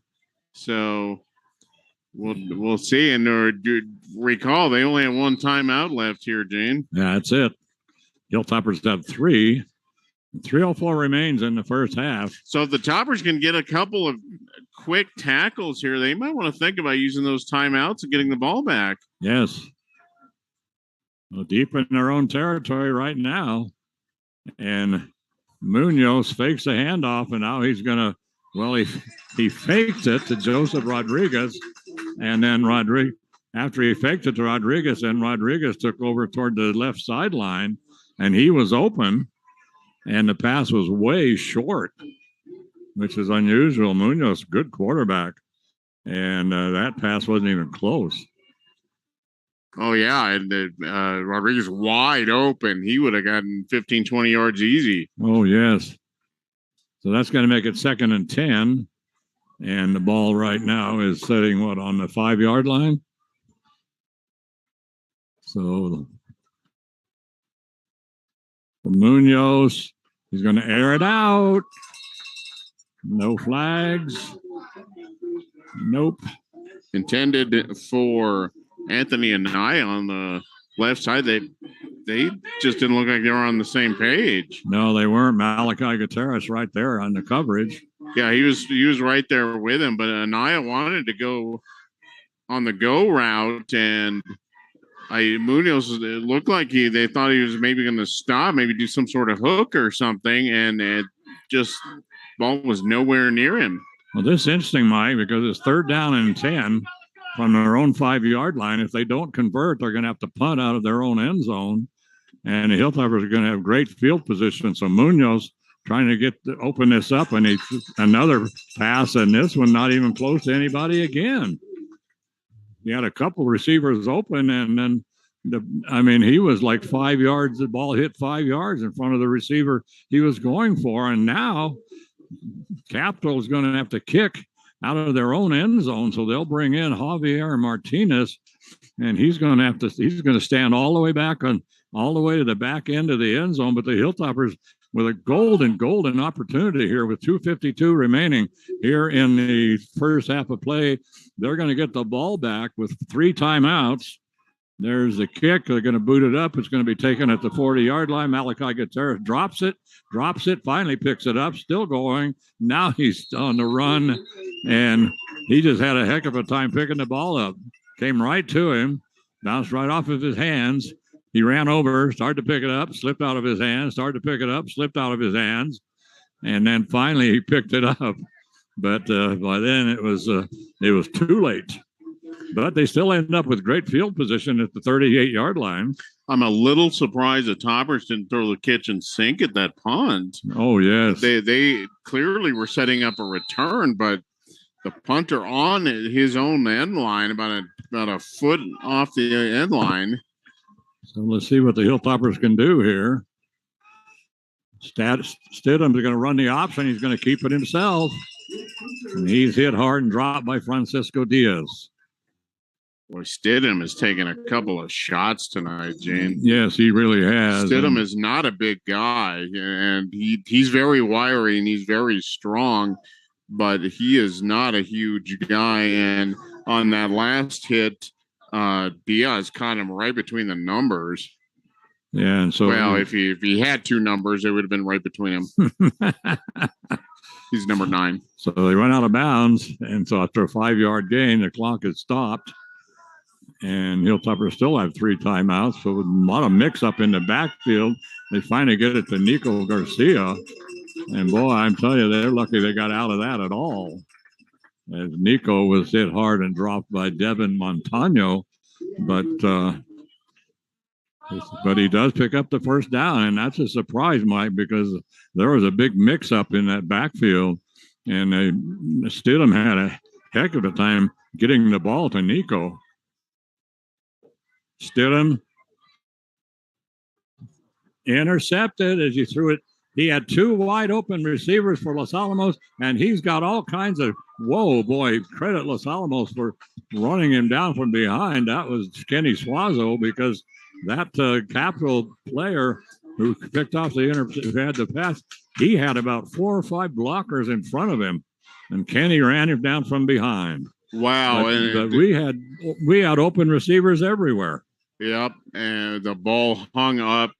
Capital able to get underneath it, and big return, and only Suazo catching him from behind. And we got a flag on the field, so a personal foul on Los Alamos. I don't know what happened. But that's going to cost him an additional 15 yards. But if Suazo does not catch him, I think he goes for 6. Oh, yeah. He had half the team in front of him. So the Hilltoppers with a golden opportunity, and they blow it. Well, they squander it. Let's put it that way. Anyway, so Munoz on first down. And we're going to have a person. There's another flag. Well, these guys love those flags. That's new. We're going to have false start called against Capital.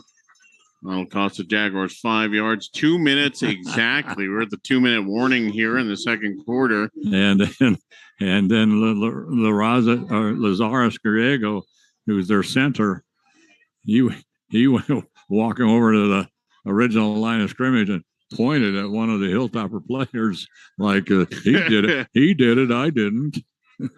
Well, as we all know, the center is always correct, Gene. Oh yeah, so it could have been the officials might have missed something there.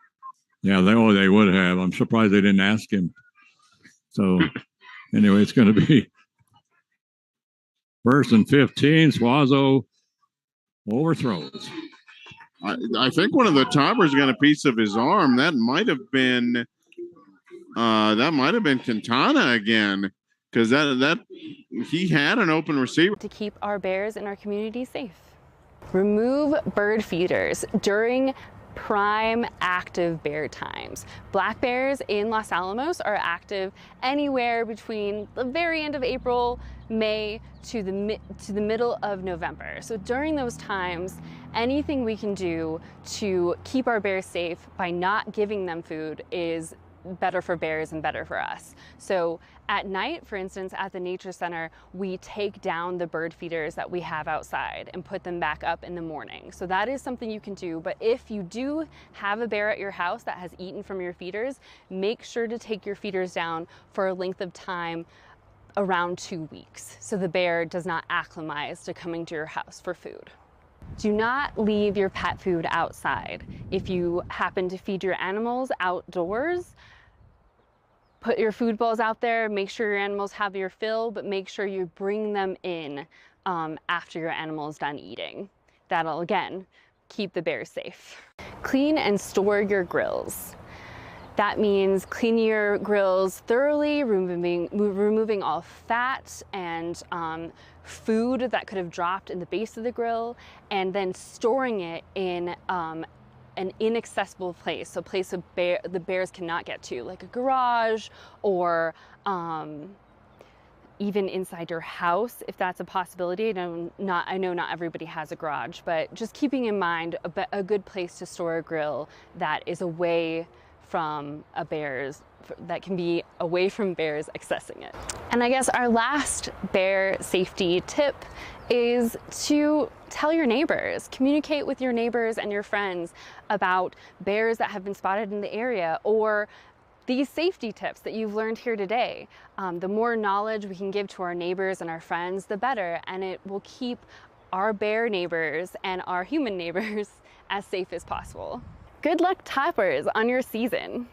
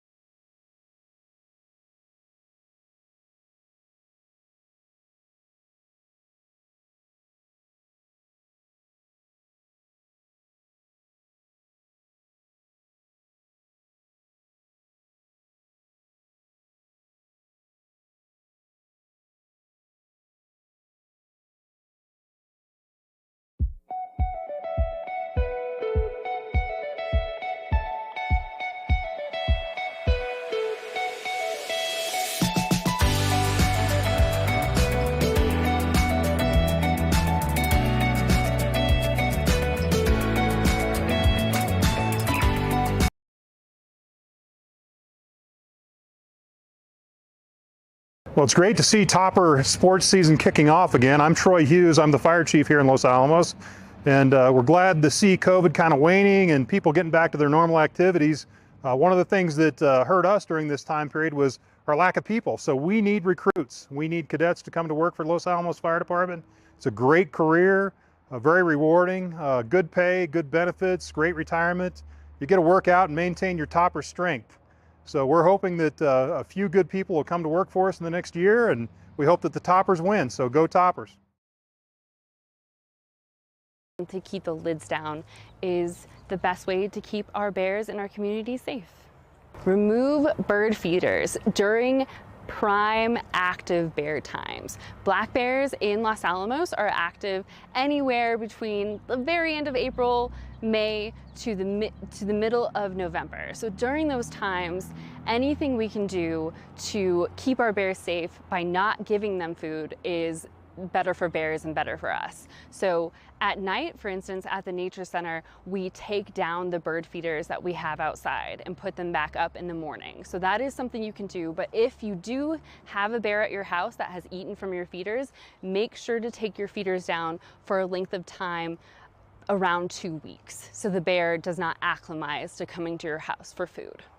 Do not leave your pet food outside. If you happen to feed your animals outdoors, put your food bowls out there, make sure your animals have your fill, but make sure you bring them in after your animal is done eating. That'll, again, keep the bears safe. Clean and store your grills. That means cleaning your grills thoroughly, removing all fat and food that could have dropped in the base of the grill, and then storing it in an inaccessible place, a place the bears cannot get to, like a garage or even inside your house, if that's a possibility. I know not everybody has a garage, but just keeping in mind a good place to store a grill that is away from that can be away from bears accessing it. And I guess our last bear safety tip is to tell your neighbors, communicate with your neighbors and your friends about bears that have been spotted in the area, or these safety tips that you've learned here today. The more knowledge we can give to our neighbors and our friends, the better, and it will keep our bear neighbors and our human neighbors as safe as possible. Good luck, toppers, on your season.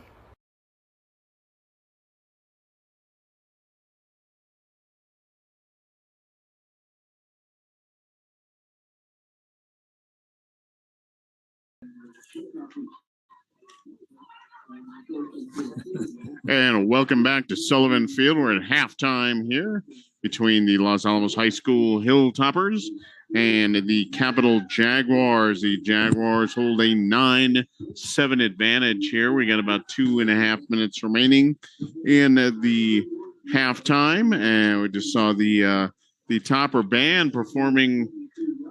What was it, jazz the blues? Dixie Blues or something? Yeah, I'm not quite sure.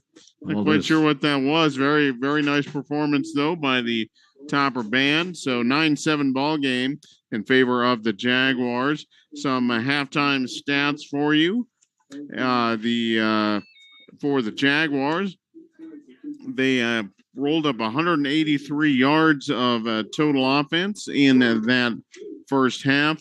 So for the Jaguars, Julian Munoz, the quarterback, he completed 7 passes, but misfired, Gene, on his last 8 attempts. He only ends up 7 for 20. A little bit of a surprise there for 70 yards. His big throw of the half, a 19-yarder that helped set up the lone Jaguar touchdown. That was a 25-yard draw play, and that was scored by his brother Juan Munoz, a sophomore. And that is a difference in the ballgame. That came with 1:47 remaining in the second quarter. So also for the Jaguars, they were led in rushing also by Munoz. He had 4 rushes for 44 yards for Julian Munoz. And also for the Jaguars, Javier Martinez, he had 4 catches for 43 yards, 183 yards of offense for the Jaguars. For Los Alamos, very similar numbers, interestingly enough. Zach Stidham, 8 for 17 for 133 yards in that first half. Went out with about 3.5 minutes left, I think, in the first half. 4 minutes left. With an apparent ankle injury. He actually had to be carted off the field before halftime. He ended up with 133 yards, 2 interceptions, unfortunately, for Zach. We will see what his status is. He is on the Topper bench right now, or he is on the Topper sideline and throwing a few warm-up passes. That is good to see. 1 pass attempt for his backup, Kyle Evanhus, and that was intercepted. So 3 interceptions for the Toppers. They also had a couple of fumbles early in the game. They were able to recover both of those. Yeah. So also for the Toppers, Teak Nieto also injured in that first half. Teak is out there. And he is out there as well. So Toppers use their time wisely, obviously, to heal up. He ended up with 26 yards on 7 carries. He actually had to recover 2 of those fumbles by the Toppers, but 26 yards for Teak, and also for the Toppers rushing. Stidham had 12 rushes on 4 yards, and Nico Garcia came in. He was kind of the workhorse toward the end of the second half. He had 4 rushes for 22 yards. Toppers took a pair of sacks. Stidham has taken a couple of shots in this ball game, and he did get roughed up in that first half, but is back. And we will see what's going on. The Toppers really piled up the injuries in that first half, but the 3 turnovers very, very costly for Los Alamos. One of those coming late in the first half, with the Toppers trying to get some late points and add to their lead. The interception was cashed in by the Jaguars on the other end. For the Toppers, their touchdown came with 8:32 left in the second quarter. That was a 22-yard hookup between Stidham and Hayden Jorgensen. Jorgensen just running a go route right down the hash mark, and Stidham hit him perfectly right at the goal line over the shoulder for the touchdown.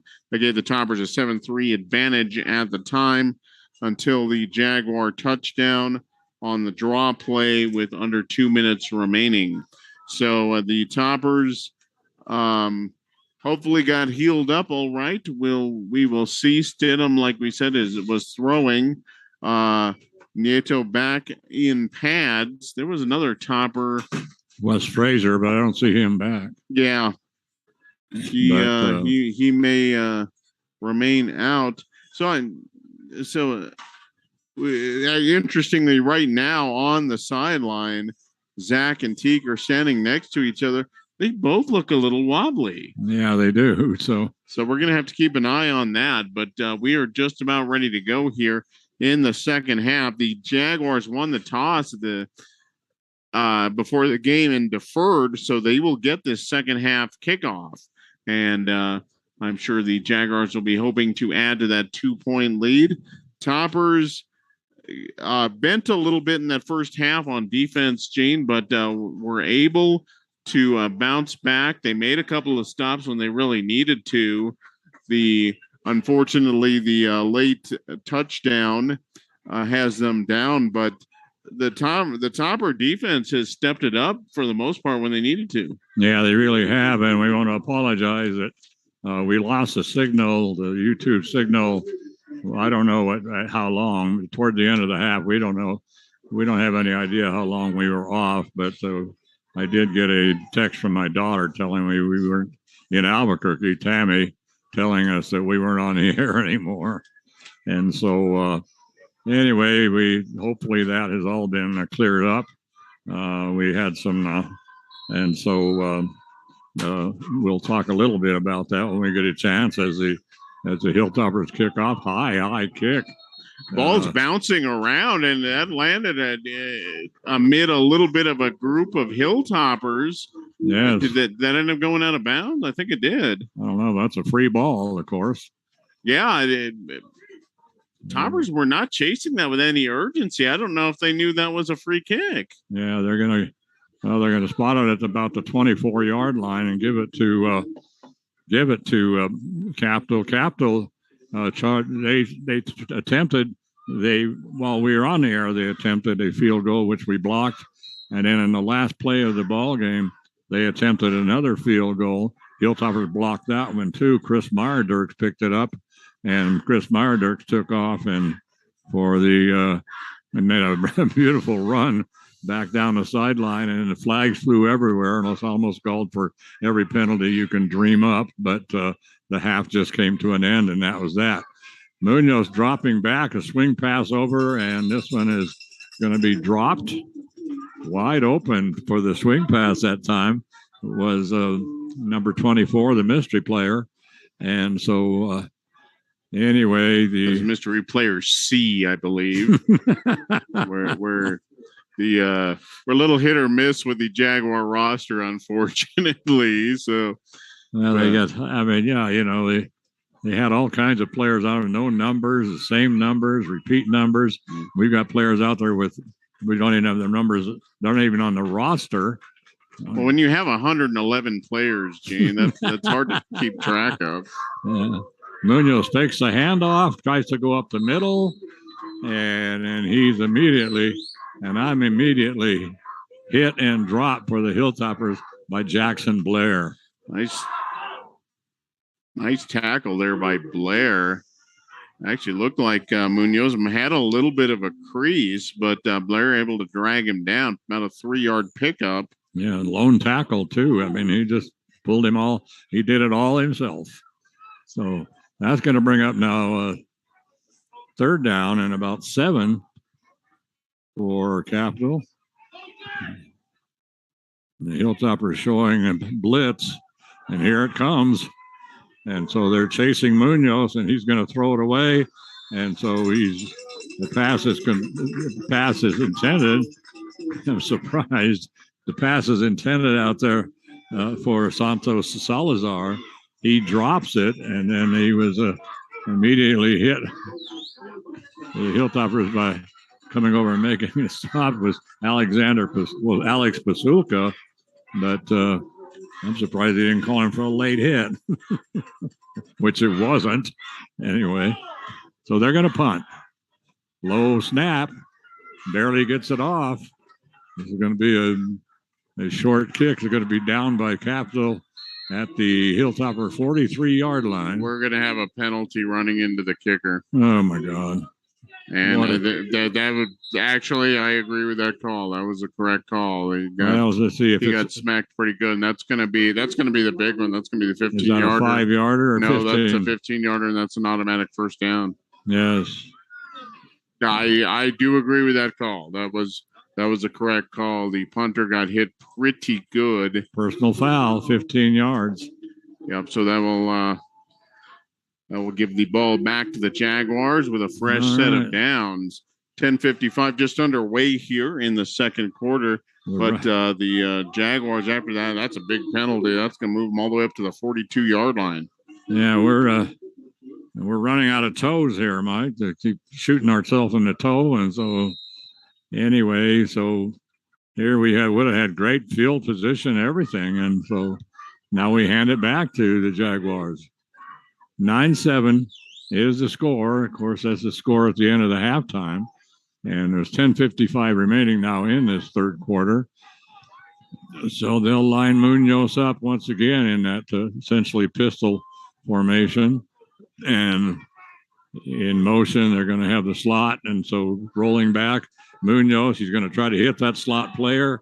And and that slot player that time was a mystery player, number 24. He lined up over in the slot on the right side, came in motion, headed toward the sideline, and then he took off down the sideline. He was open. The pass was overthrown. That was 11 straight misfires by Munoz. And of those 11, most of them haven't been particularly close. No, not at all. Yeah, they haven't been. We've had a few where he's hit them in the hands, but most of them, he's been pretty awry on the pass. Yeah, the previous attempt that went to Salazar was a clean drop, but that would have been well short of the first down. So here they go again, same play. Munoz now fakes it. Now he's coming around the left side. He's got some open field break and some more open field. He's finally caught from behind. Finally, running him down for the Hilltoppers was Yahora Quintana, because they ran the exact same play that they were going to run this time, except that this time, instead of throwing the pass, he took a little quarterback delay, and then he took off up the middle, had good blocking, still had some running room, but catching him from behind was Yahoran Quintana. And so, but Mike, he moves it all the way up to the Hilltopper 30-yard line. 28-yard pickup, and that was a big one. Yes, it was. And so they'll line up in that same formation they've been running the time. And so right up the middle goes the handoff. It's going to be handed off this time to Francisco Diaz. And coming off the bottom of the pile for Los Alamos that time is Seth Yost. Pretty good pickup there on first down. He's going to get close to 7. Yes, he is. 3rd and 3. So the Jaguars are not having a whole lot of success throwing the ball, but they have put together a couple of decent runs here. I wonder if they're thinking about switching tacks. Yes. So the ball's on the 23-yard line. They need to get to the 20. So Munoz lined up. He's got the mystery. And so he fakes the handoff up the middle and a quick pass right over the top of the line. That goes to Elijah Rodriguez. So just he faked it up the middle, and then he just simply popped it over the line, just barely over the line. And caught Elijah Rodriguez, and Rodriguez is able to get down to the 6-yard line. So it's going to be 1st and goal from the 6 for Capital. So the Hilltoppers had stopped him, but another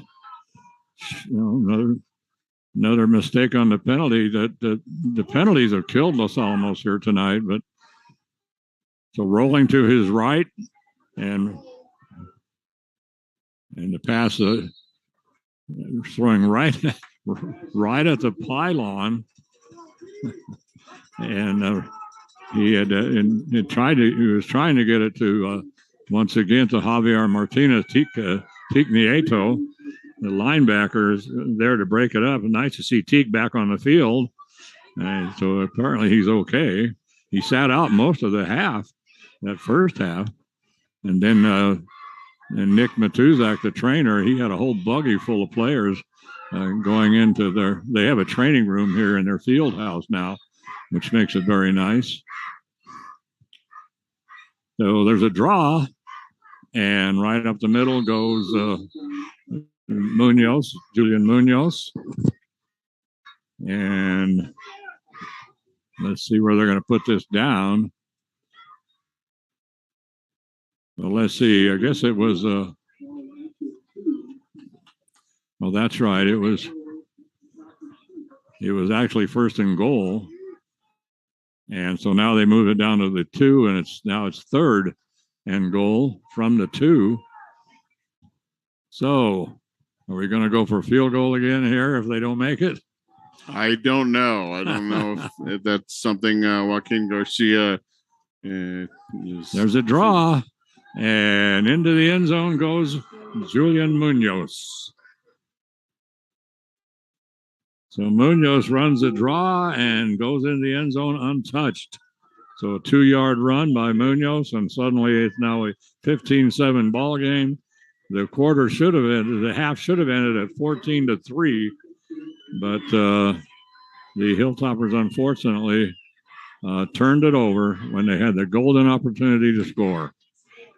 So 8:05 remains, Mike, in the thing, and one of the things we did was a courtesy of the Daily Post was to wish one of our listeners a happy birthday, but turns out we were off the air when we did that. Yeah, so well, I don't want to do it again. No, I'm just kidding.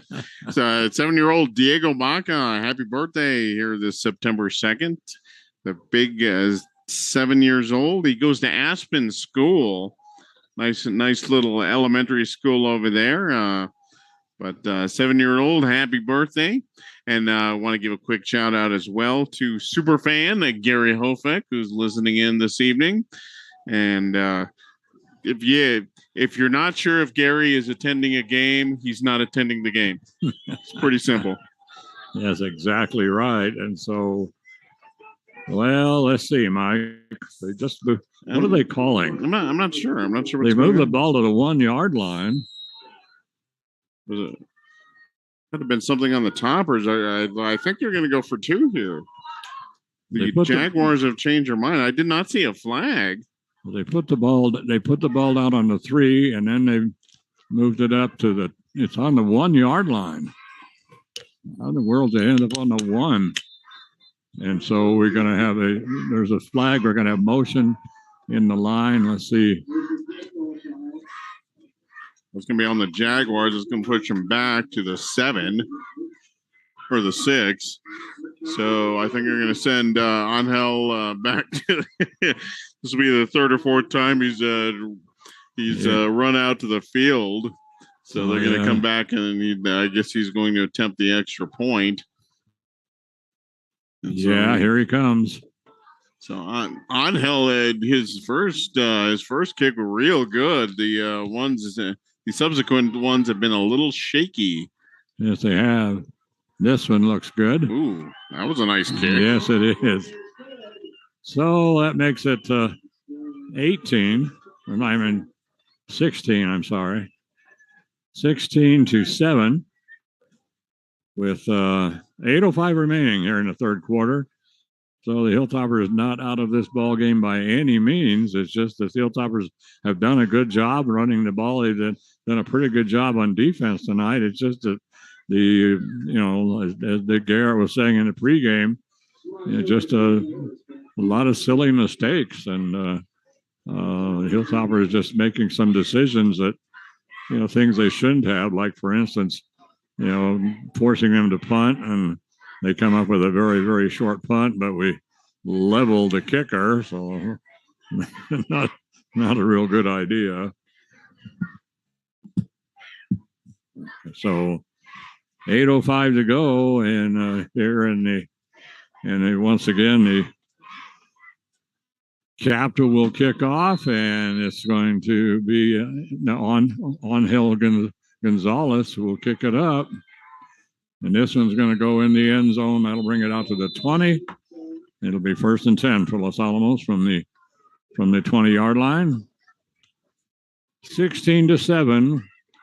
8:05 remains here in the third quarter. We're just about halfway through, and the Hilltoppers, who, like I say, should have gone into the locker room with a 14-3 lead, actually went into the locker room down 9-7. But then coming back to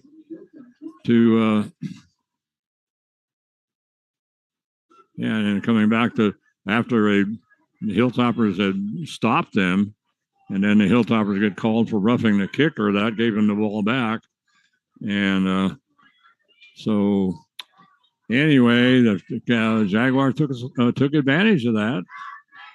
So let's see. Now what are they calling? So there was a flag down. The ball went into the end zone.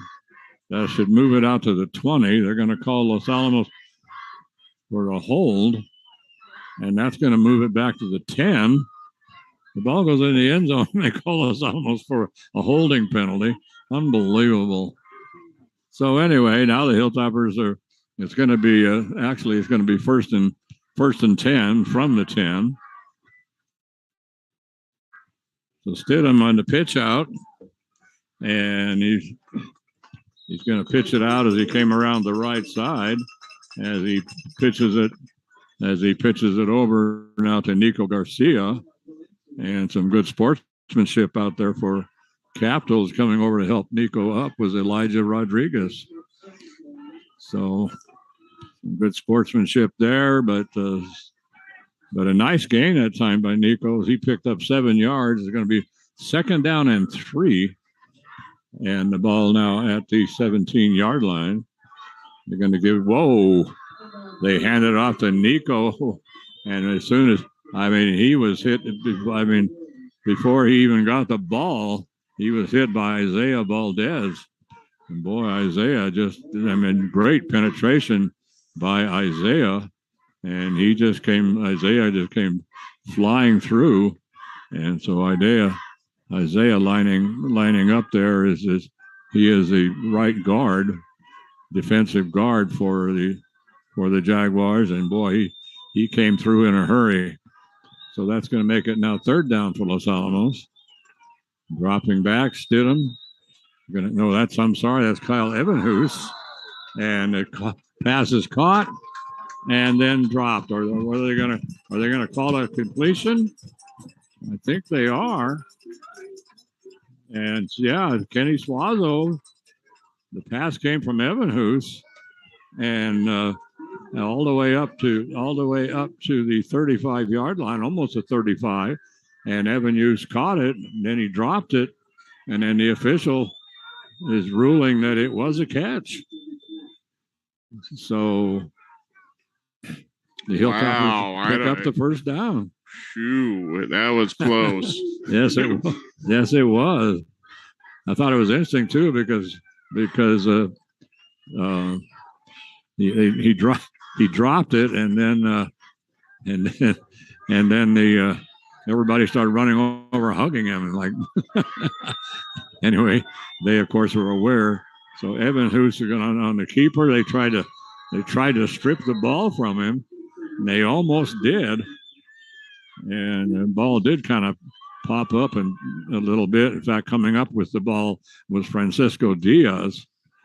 And so Diaz, he gets up with the ball, but they rule that the Evan Hoos was already down. Yeah, Evan Hoos was down, but you could see that ball moving before he hit the ground. Yes, it was. 16-7. Let's see, right now it's second down and about 11 for Los Alamos. Oh, boy.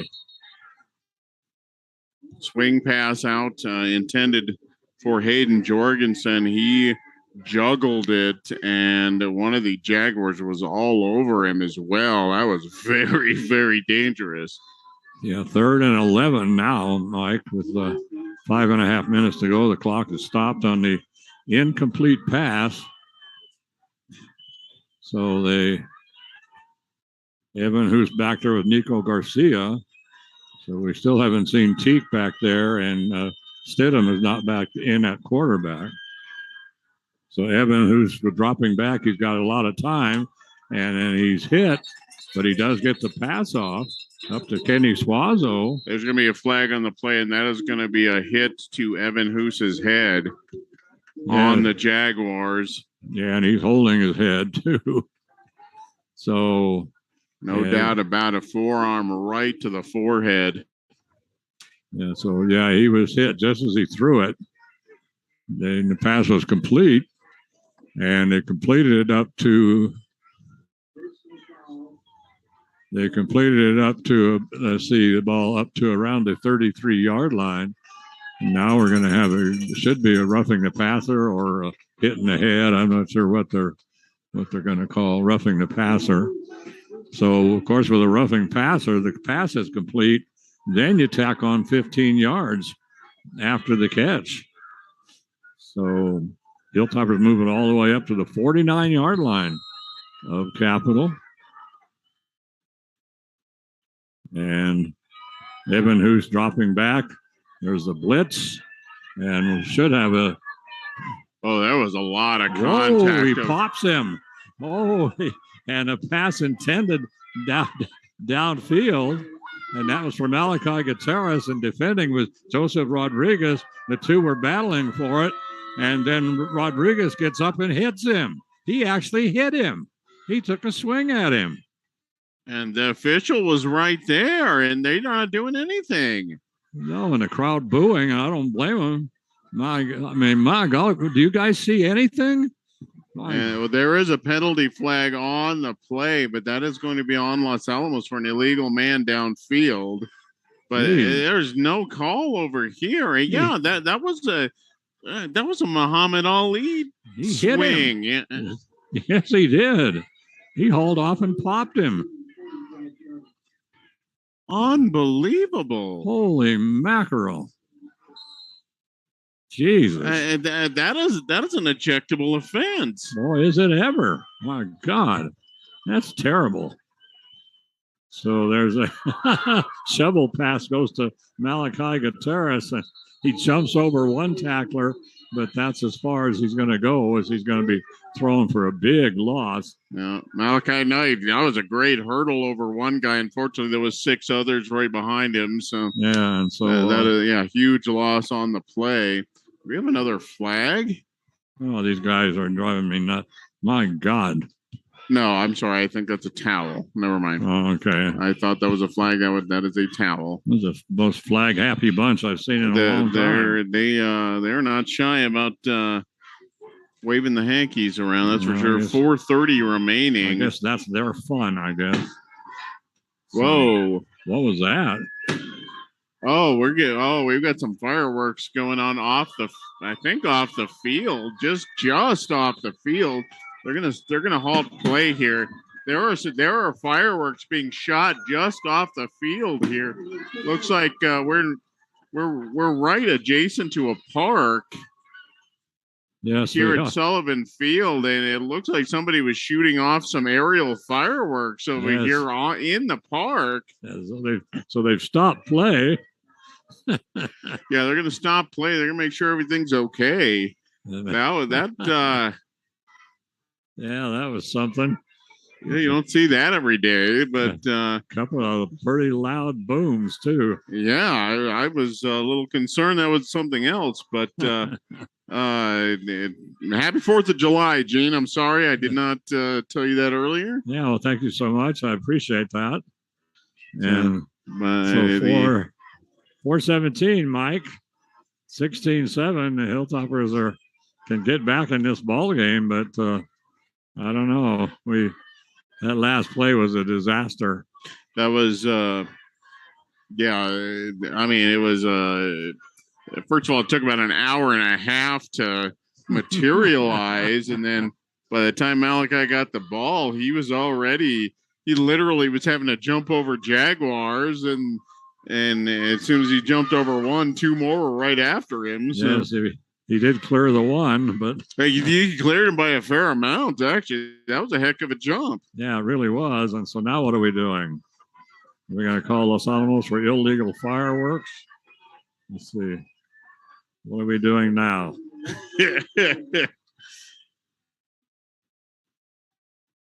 So we're just making sure the coast is clear. Second down. Okay. Garrett says, okay, let's go. Joaquin says, let's go. 16-7.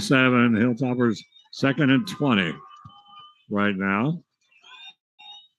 Evan Hoos is going to air it out. He's got a man open, and he connects with him at the 35-yard line. Zach Stidham. Was that Stidham that threw it? No, Hayden Jorgensen on the connection from Hayden Jorgensen from Kyle Evanhus, and that was a nice post route, and Evanhus hit him right in stride. That was a great throw there by Evanhus. Yeah, I thought you pointed to Zach. Wow, yeah, Zach. You don't see him play wide receiver too often. No, you don't. So the Hilltoppers once again drop back, and Jackson Blair, let's see, is it Kenny Suazo downfield. And so once again, Kyle Evanhus hits him. A similar route there, Suazo was on the last play, right in the middle of the field. So the Toppers are in business here after being down 2nd and 20. Yeah, the fourth. Now on the 14-yard line, Evanhus keeps it himself. And he's going to pick up a pretty good gain inside the 10-yard line. So nice run that time by Kyle. And so Evanhus is going to, let's see what are they going to give him? They're going to give him about almost 7 yards, a long 6. And so the Hilltoppers now are going to have 2nd and about 4. So the Hilltoppers, Evanhus all by himself back there. So here we go with a flag. So, Evanhus is pointing against Capitol. The official is just wandering around. It's going to be a false start against Los Alamos. Evanhus was pointing to Capitol. Well, right at the end of the before everything was done, Evanhus got a little bit of a shove. And was lobbying for a flag on the Jaguars. So that's going to be a 5-yard penalty. That's going to make it 2nd down and 8. And Evanhus with the pass in the end zone. Touchdown! Touchdown, Los Alamos! Beautiful pass from Kyle Evanhus, and he drops it into Nico Garcia right at the back of the end zone. Beautiful play that time. Kyle Evanhus has marched this team down the field after sitting there at 1st and 20. 2 great passes, and then now the touchdown pass for Los Alamos, and they cut it now to a 16-13 ball game. And so now will the Hilltoppers go for 1 or 2? Let's see. So they think in comes a ball game. Here comes Teak Nieto in the ball game. They're going to go for. Okay, they're going to go for the kick. Hayden Jorgensen. They've got Teak up there as a blocker. So Kyle Evanhus will hold. And Jorgensen. The kick was missed, but before that, there was some movement on the toppers on the left side of the line. That toppers called for false start. They actually caught a break there. Yeah, they because really did. the point after was wide, so they'll try it again. Yeah, so 5-yard penalty. That'll move it back to the 8. So right now his point after attempt is 28 yards. So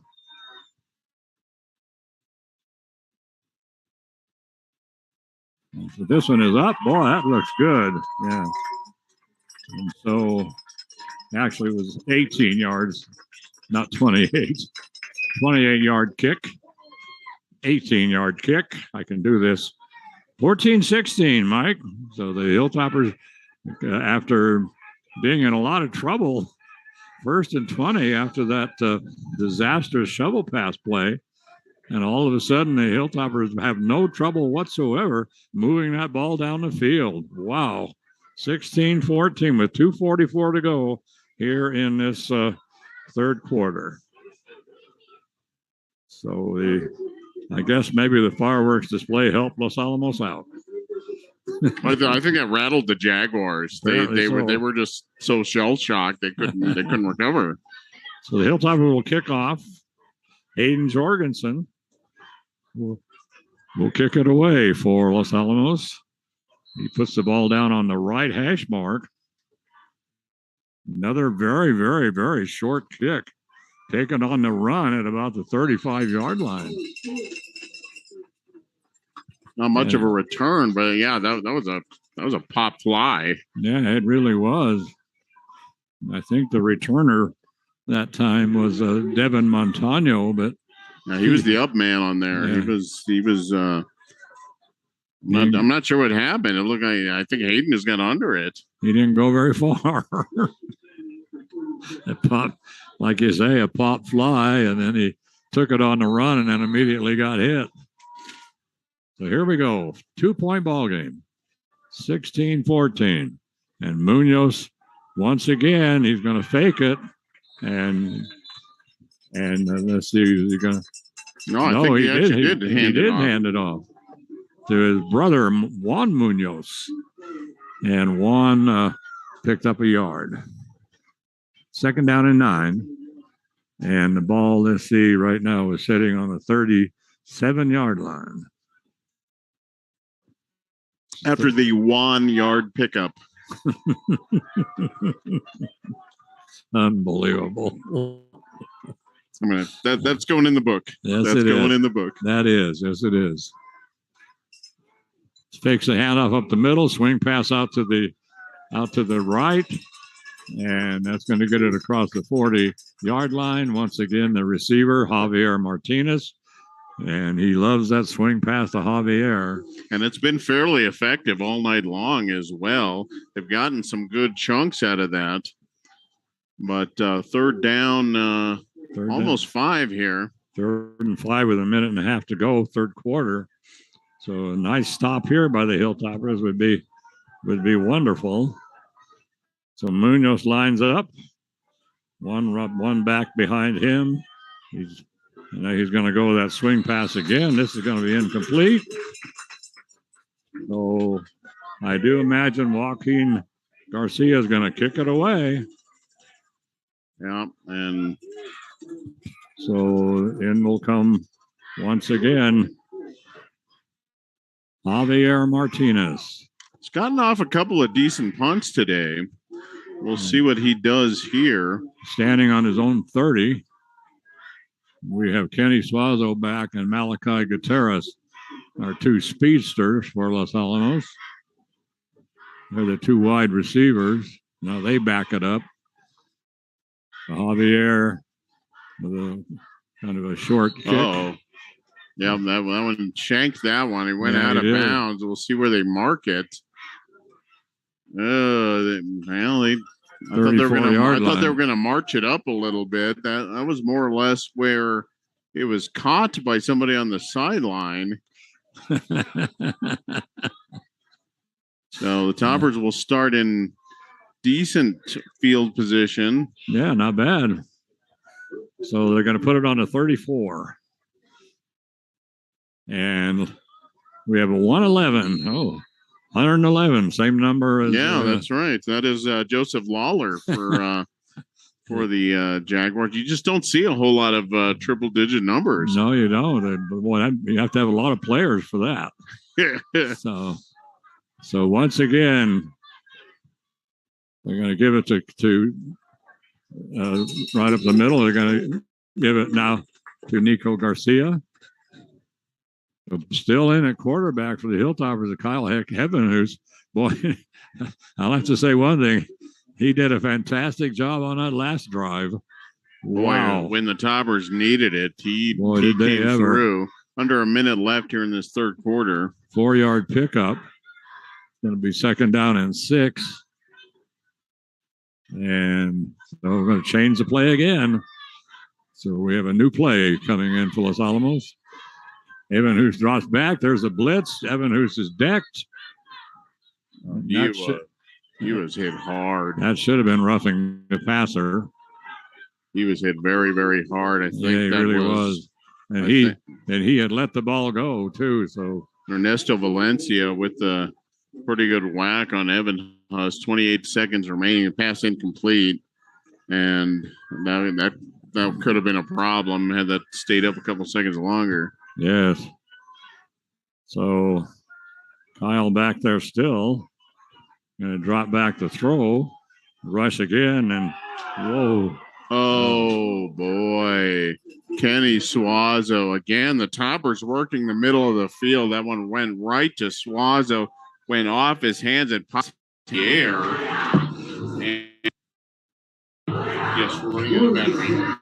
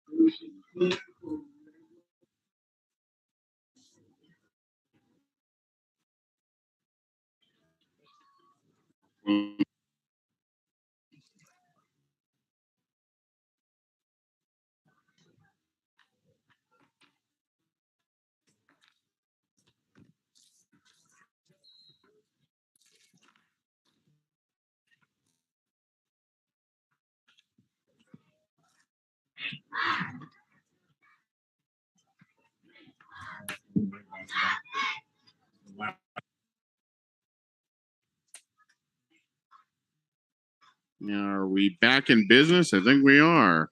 Oh, we are? Yes, just in time to end the third quarter.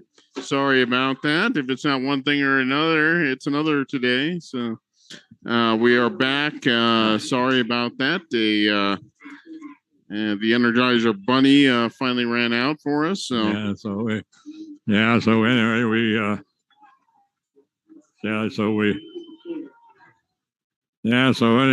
we changed the cage, and so we have a new runner for us now. So, but anyway, that was the last play, and it was a pass completed by Capital up to the Hilltoppers had punted, and right when we went off the air, the Hilltoppers punted. It was down by the Hilltoppers at the 25-yard line, and then they had time for one play to end the quarter, and so the ball, they had that one pass play, and so now this team, as both teams, as they change the end of the field, and they're going to put the ball down, they're going to call it a first down, and it's going to be on the 36-yard line of the Jaguars. So 16-14 ball game, and we're in the final 12 minutes of this contest. But Teak Nieto not being able to play since about well, I don't know, early in the game, he went out. Stidham went out toward the end of the half, and so neither one of them are back. But Nico Garcia has done a good job back there replacing Teak. But Kyle Evanhus is having a really, really good game at quarterback. So here we go. First play of the fourth quarter. And it's same formation they've had. Kind of a pistol arrangement and they're going to hand it off and going nowhere. And I mean nowhere.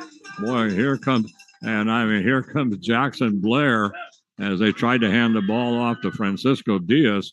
And Jackson Blair he just came flying through and he just dropped him big time.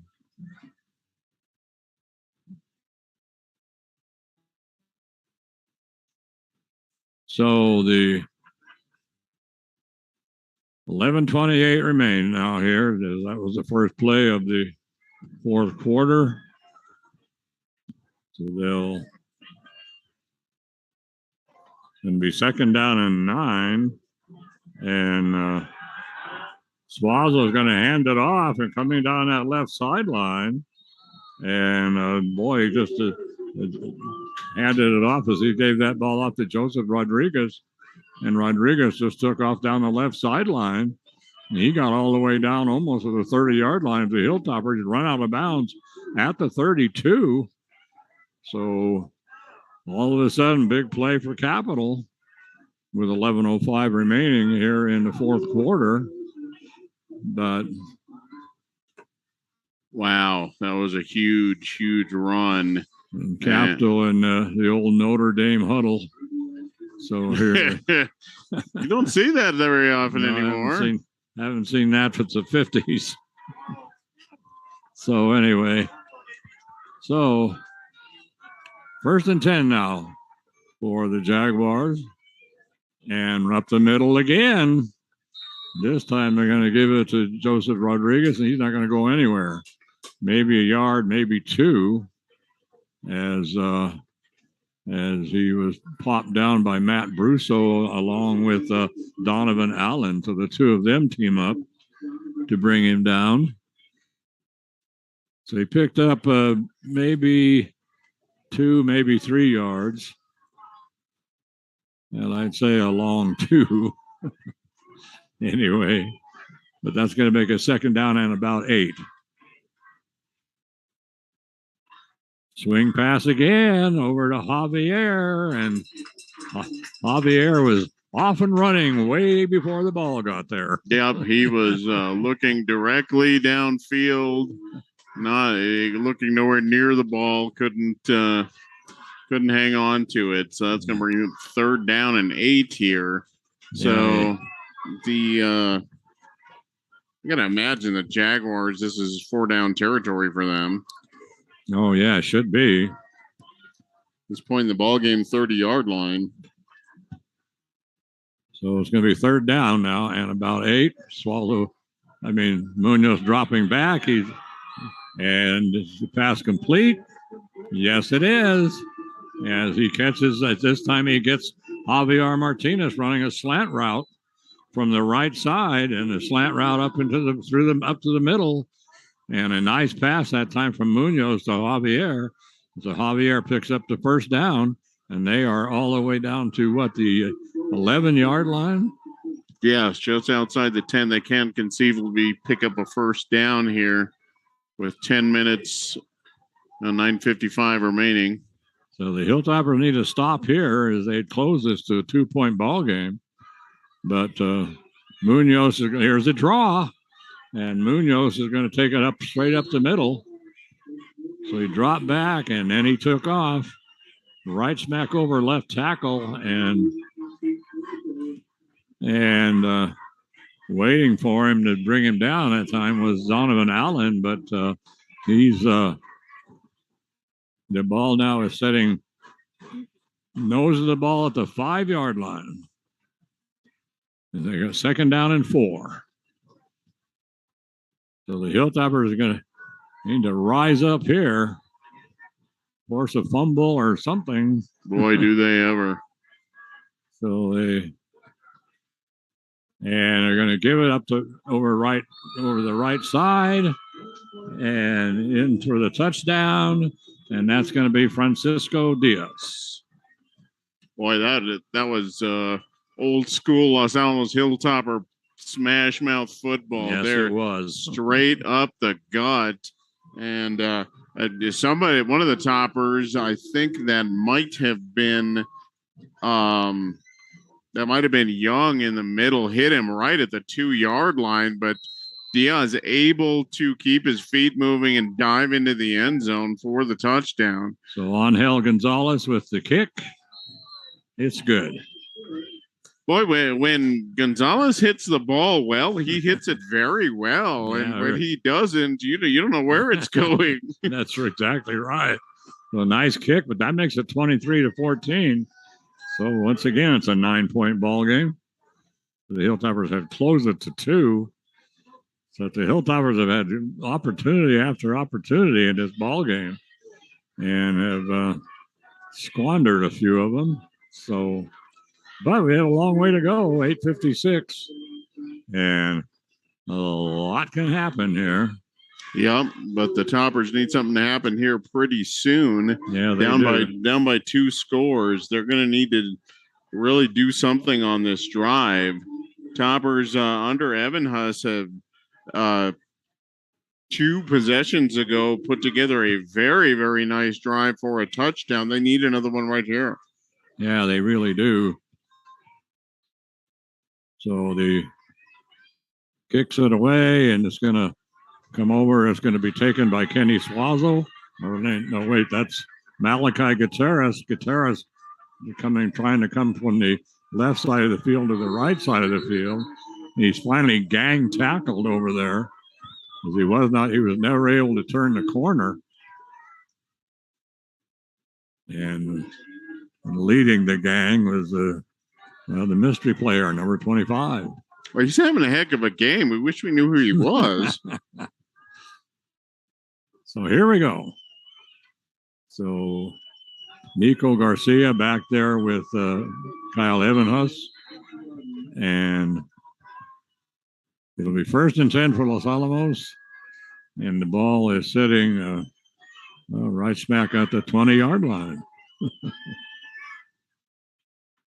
Misdirection. Ball on the ground. Yes, I think it is. Looks like Los Alamos got it. Getting up with the ball. I think it's, that was Evanhus, the quarterback, who fell on that. A lot of stuff going on in the backfield there, Gene. They didn't look like they were quite on the same page, though. Yeah, and they lose 5 yards on that. So that's going to make it 2nd down and 15. But once again, we changing the play. And Evanhus is going to air it out over to Hayden Jorgensen over on the left sideline. He's hit hard. As soon as he catches it, he's hit hard by Francisco Diaz and knocked out of bounds. So back to about the original line of scrimmage. There is a flag on the play. What a surprise. Yeah, that's weird. Haven't seen much yellow here tonight. It'd be faster if they just left the flag on the ground and then picked it up when they didn't have a penalty. Yeah, really. Pick it up and wave it. Now what are we doing? Toppers are moving backward. The official having a heck of a time deciding what to do here. Holding. They're going to Los Alamos. Hold. Whoa. That's going to be, let's see. It's half the distance. That's going to be down to about the 8, 7.5. Actually, they're going to give them yeah, you're right. So the Toppers not moving in the right direction here. No, they're not. Evanhus airs it out, almost intercepted as he threw it into traffic, and boy, almost grabbing that one off was Eric Sanchez. Sanchez, they had three three Jaguars back there with the one receiver for Los Alamos. And Eric Sanchez dove for it, couldn't hang on to it. But all of a sudden, Mike, it's 7:53 remaining here in the quarter, and the Hilltoppers have third and extremely long. Where's the ball? The ball is down at about the 7-yard line, and they've got to get out to the 30. So Evans was rolling to his right. Pass intercepted, and a pick and six. A pick and six this time for Elijah Rodriguez. Boy, oh boy. The snap was way over Evan Huss's head. I'm surprised he was able to pull it down, and then I think he was in the end zone. He had to get rid of it. And unfortunate, and that was actually a very nice play there by Rodriguez, able to step in front of the receiver, juggled the ball, it was able to find the handle, and just waltz into the end zone after he caught it. So, yeah, that was easy peasy that time.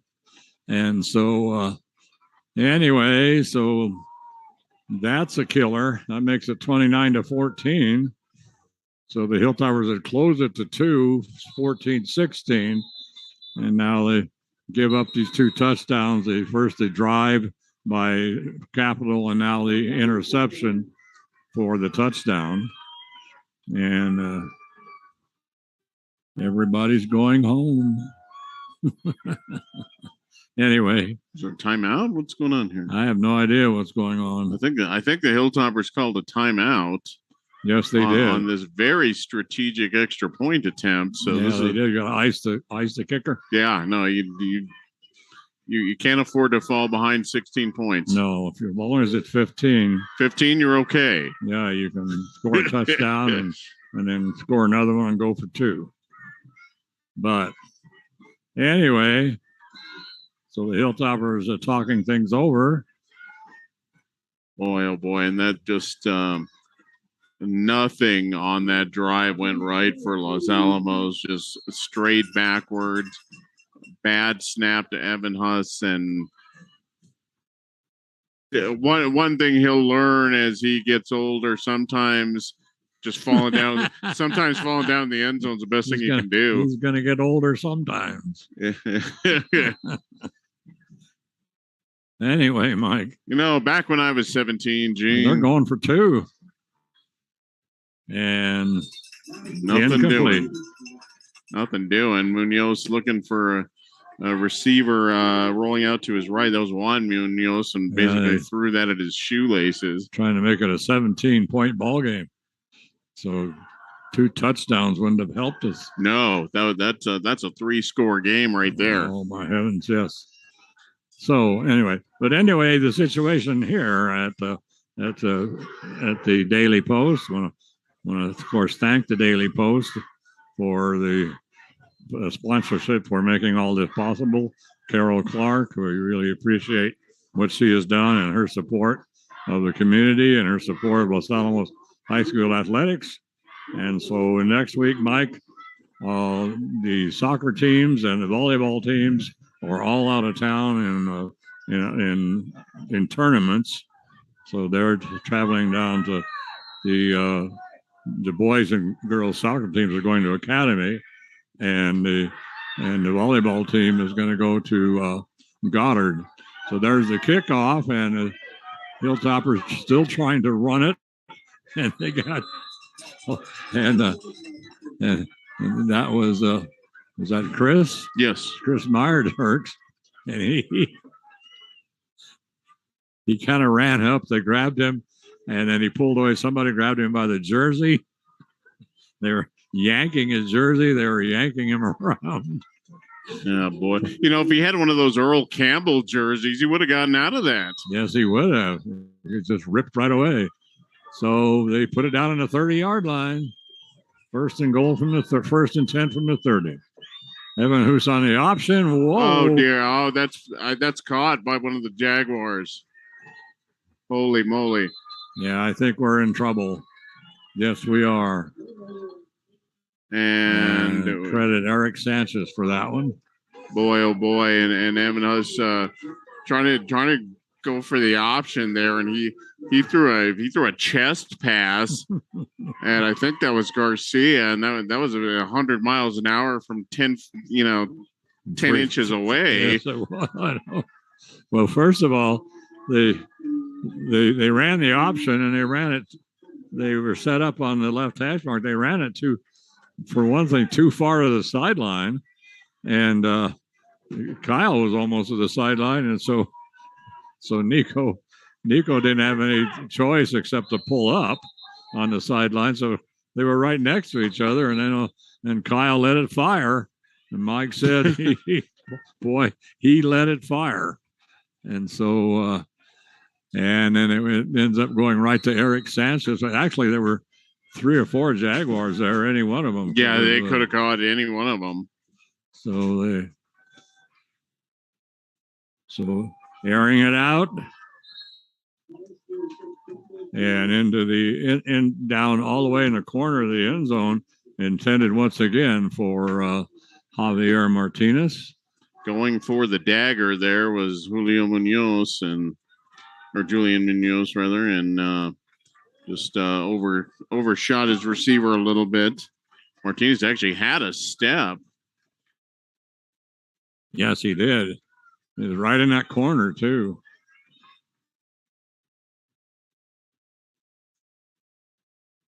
So Munoz, this time he's going to fake the handoff, come over to run to his right, and he's going to be hit inside the 5-yard line. So it's going to be 1st and goal for the Jaguars down inside the 5-yard line, and the tackle made for the Hilltoppers by Hayden Jorgensen. How did Jorgensen get off the block? I didn't think he had a prayer to get there. No, I didn't either. He was screened out pretty good toward the sideline, but just able to take a dive at Munoz and dragged him down about the 4. Now it's 1st and goal from the 4. All right.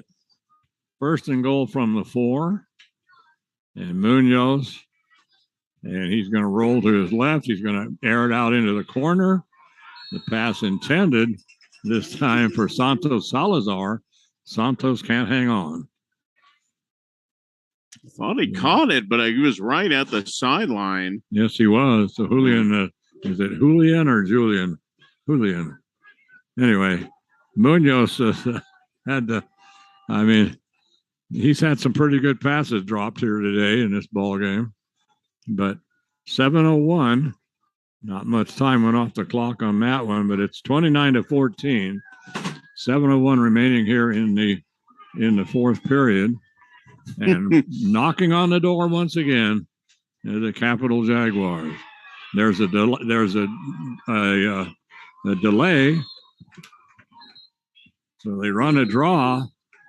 And did he make it? No, he didn't make it. Get him down about the 1.5. That was Joseph Rodriguez. That was a pretty well set up draw play. Yeah, it really was. So they ran the draw to Rodriguez, and then we're going to have a penalty here marched off against the Jaguars. Is he going to indicate what it is, or did he already do that? No, he's not going to tell us. No. What difference does it make? Well, that was a big penalty. That was. That would have had to been a personal foul or something. You're back at the 16-yard line. Yeah, they're way back there. Yeah, that couldn't have been a hold. Nope. So must have been a personal foul. Well, that helps Los Alamos because now it's 2nd down and goal. The Jaguars are going to take a timeout here with 6:35 remaining. Right, and the ball is a 15-yard line. So big penalty there. So Los Alamos to have any prayer here needs to get a stop. 29-14. 6.5 minutes remaining. Gene, you're not going to believe this. We were on pace to beat last week's or 2 weeks ago their time significantly. As a matter of fact, we're right. We're already knocking on the door of that one. Oh my God, we are, aren't we? 9:38. I think it was about 9.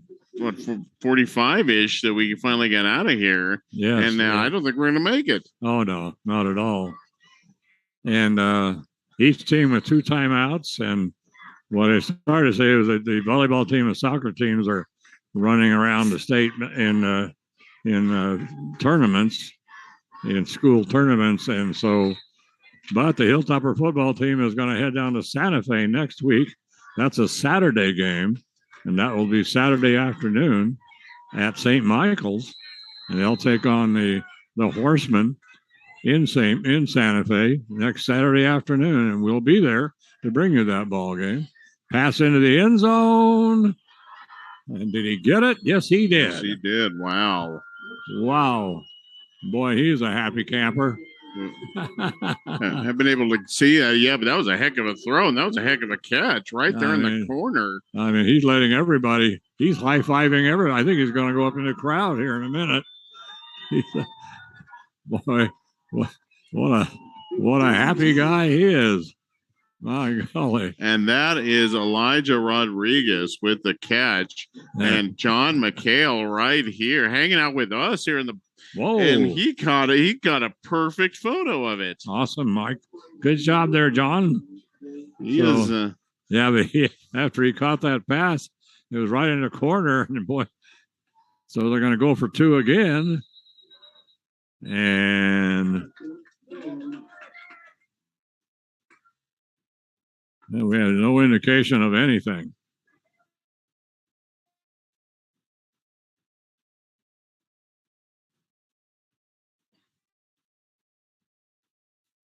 I don't know what they were doing, but it did not appear to work. No, the official didn't indicate anything. I think his arm's probably tired from just making so many signals today. He just, whatever. So 35-14 after the failed conversion attempt. Yes, unbelievable. But yeah, the game next weekend will be at St. Michael's. The Hilltoppers will take on the Horsemen at St. Michael's, and Saturday afternoon contest. What time is that contest? I believe it is at 1:30. 1:30. So yeah, we will be down there in Santa Fe. The Horsemen. I don't remember the last time we played the Horsemen down there. I think it's been a while, hasn't it? Long time since we've gone down to St. Michael's. I guess we started that series back up again last year, and then and so they came here, and then we're going to go down there next week. So the kickoff, and that was waved off. Yes, it was. Pre-kick. I don't see a flag or anything. I'm not sure what exactly happened. But the referee's going to walk the ball all the way back himself. Yeah, and he's definitely not in a hurry to get there. No, he isn't. No. Like you said the other day, he wasn't going to get the Flash Award. That's right. So here we go again. Angel Montoya runs it on Gonzalez. I'm sorry. Angel will kick it away for the Jaguars. They've taken over this ball game 100%. There's the kick. Is going to make it in the end zone. I thought it might go out of bounds. It was angled straight out of bounds and then took a pretty sharp right turn and just rolled down the sideline and into the end zone. Yeah, 6:28 remains, Mike. Boy, when it rains, it pours. I tell you what, that looked like there was no doubt in my mind that was going out of bounds. Yeah, I thought for sure we were going to get it on the 35, but we get it on the 20. So here we go. Let's see what Los Alamos can do here in these final 6.5 minutes. As Kyle Evanhus back there at quarterback again, he's going to hand it off to Nico Garcia. Garcia over right end, and he's going to pick up a couple. And there's the flag. Good old flag. That one thrown from the back judge 50 yards away. Yes. And that was right at the end of the play that he threw it. Let's see 50 yards away and 10 seconds after the play.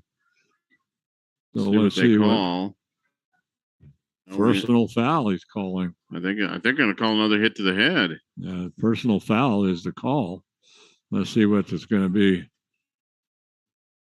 Personal foul on Capital. They're not saying what it was. No, nothing. Just a garden variety personal foul. a generic personal foul. There's been a number of those in this game, Gene. It's been a little contentious. We've seen some hard hits, and we've seen some other. Well, we've seen the most egregious thing we've seen was like an uppercut, and that didn't draw a flag. Not a thing. So the Hilltoppers with good field position. It was down the middle. The catch is complete, and he's going to go all the way by Kenny Suazo. Wow. That pass was complete down to the 25-yard line, and then Kenny just pulled it in. He had two defenders right there, and all he did was just turn around, run between them, and head right down the middle of the field. Now, you gotta be kidding me. There's a flag. There is a flag at the 50-yard line. My God. And the Toppers are walking back. Oh, come on. Are you serious? That is ridiculous. God, I never. We got to be going for. We got to be going for 25 penalties in this game. Well, yeah. I mean, these guys are out of their mind. Illegal receiver downfield. Oh my goodness. My God, what a play. Illegal man downfield. That pass to Suazo was perfect. Suazo went up in the air, grabbed that thing, spun around, and just ran away from everybody. That was a heck of a catch by Suazo. We've seen him make a couple of fantastic catches so far this season. And that one will be negated by an illegal man downfield. And I did not happen to see anything, Gene, one way or the other. But that's an unusual play to have an illegal man downfield on. Oh, yes, absolutely.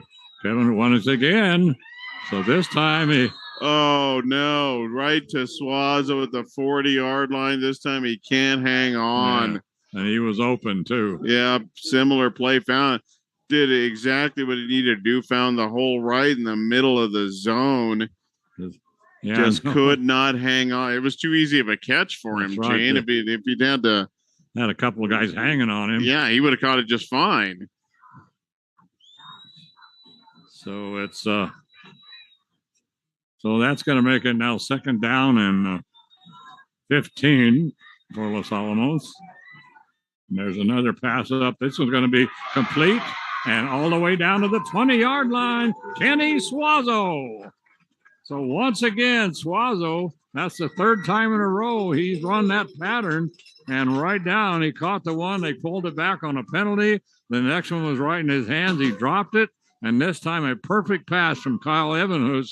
And the Hilltoppers are in business down around the 28-yard line. So they try to hand it off up the middle. Nothing doing. As they gave it to Nico Garcia. And boy, I mean, he just ran into a juggernaut there as Ernesto Valencia. Boy, he just was waiting for him. Valencia's a pretty big dude. Yes. Evan is dropping way back. This is going to go into the end zone. It's a battle for it. Intercepted. So in the end zone and running it out of the end zone, still going. And so finally, the ball I thought was going to come out again, but it was intercepted by Elijah Rodriguez. Isn't Elijah the one that he had the touchdown over here? Six, didn't he? Yeah, and he had the pick six. Unbelievable. Wow, Elijah having himself a game here. or had at least a fourth quarter. He's been all over the place. Second interception of the quarter for Rodriguez, and 2 touchdowns. Yes, and he's and in addition, and the ball was thrown in the corner. It was a jump ball. Both the receiver and Elijah went up, but Elijah won the battle. So 442. And coming around the right side, making a little spin move that time and picking up a little bit of extra yardage with Francisco Diaz. I thought they had him right about the line of scrimmage, but that little spin move is going to give him not a whole lot more, but about 3 yards that he wouldn't have gotten without that spin. Clock running now at 4:15. Hilltoppers have 2 timeouts and Capital had 2. I don't think anybody's worried about the timeout situation right now. And I think somebody just took a timeout. Are you kidding me? And Jaguars just took a timeout. So, oh my God, 35-14. That sentence wasn't even fully out of your mouth, Gene. I don't think anybody cares about timeout tweet. No, nobody's going to call a timeout. Holy mackerel. So anyway, Jaguars call a timeout. They have 1 left. The Toppers have 2 left. And unfortunately, Jim, we've seen the Toppers take many needless timeouts. Yes. Yeah. They don't have much of a shelf life. You can't take them to the bank. Got to use them. So 4:07 remaining. I imagine the Jaguars here at this point will probably try to keep the ball on the ground, run some clock. Look at that moon over there. Got a moon right above the scoreboard and the goalposts, and that's pretty cool. The perfect crescent.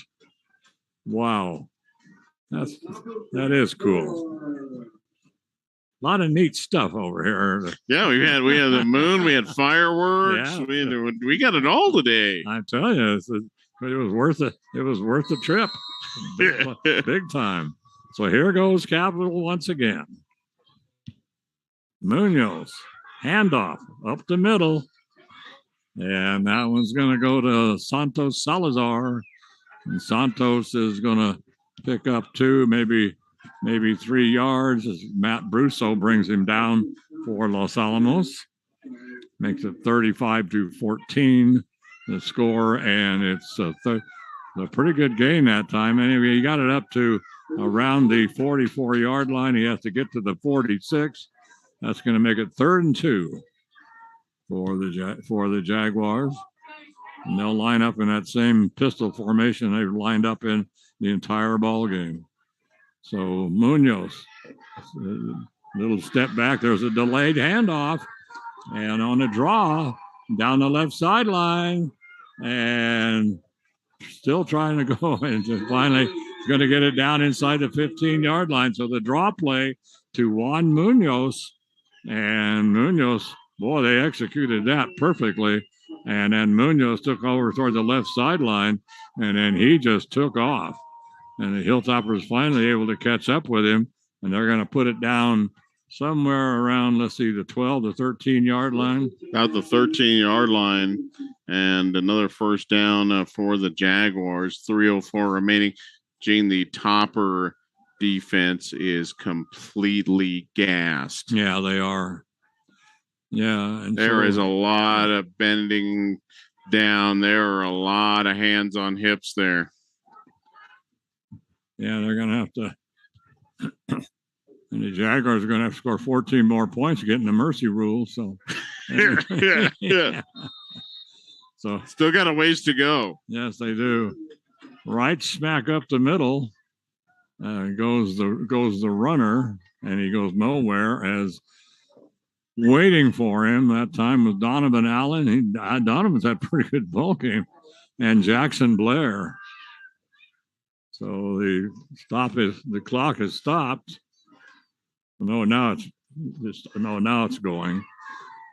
Well, there was a little tick with the timer Yeah, it's a second or two off.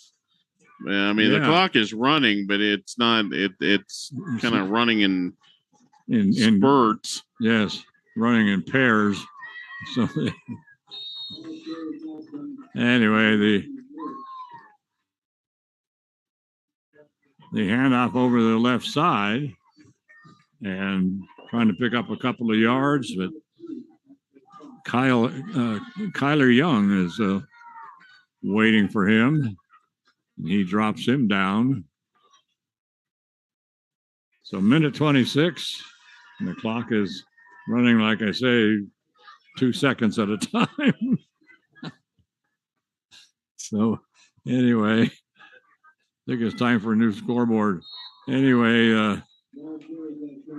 I remember when they bought this one, which was in Bob Scott days. So the handoff went to Juan Munoz, and Munoz gets it down. And I don't know, I would think at this point that Joaquin would want to take the kneel down and see it's going to be under a minute remaining. So that's his fourth down.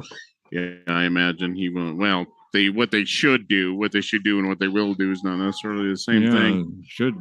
They should just kneel it down here and stuff. So, well, let's see, what are they going to do? They're going to run it. So,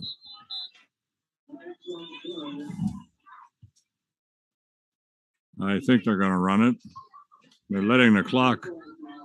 No. Well, the clock is. I don't know what the clock's doing. It says 25.2. A minute ago, it said 25.31. Now it says 25.2. I don't know why don't.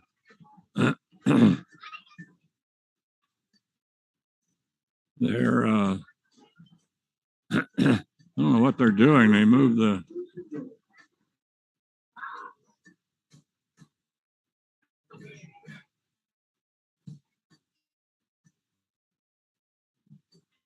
Okay, they decided that it's going to be a first and goal, and so they give them a first down, and they're calling it first and goal. Let's see what Capital's going to do. They're going to hand it up the middle. It was fourth down, and then they called the referees over, and then there's another touchdown up the middle. But then they called the referees over. And then the referees moved the sticks around and then finally decided it wasn't fourth down anymore. Now it was going to be first down. So anyway, Capital just takes it in for the score, makes it 41-14 with 19 seconds to go. And so Angel Gonzalez will attempt it once again. And she's going to try to make it 42-14. And it's exactly what he does. 42-14 is the score. And the Hilltoppers, who, like I said, should have been up 14-3 at half. And but they were able to close it to 14-16.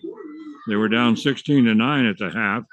And they closed it to 14-16, and then it's just been all Capital ever since then. And the Hilltoppers have had some great plays. Penalties have killed the Hilltoppers, absolutely killed them. And the flags fly like crazy. And one thing that was kind of interesting was we had that little pass to two receivers going for the ball down the right sideline. And both of them, trying to jockey for it. And then they kind of went down, and then the Hilltopper went down on one knee. And then the Capital player hauled off and slugged him. I mean, he just slugged him. And the referee looking right at it didn't do nothing. No flag, nothing. So there's a squib kick. And this one is going to go, Hilltoppers are going to pick it up at the 2-yard line. I don't know why. And so they're going to get buried inside the 5-yard line. And so that'll stop the clock on the change of possession with 11.8 seconds to go. So the Hilltoppers at this point, they just need to kneel down and don't let anybody, let's not get anybody else hurt.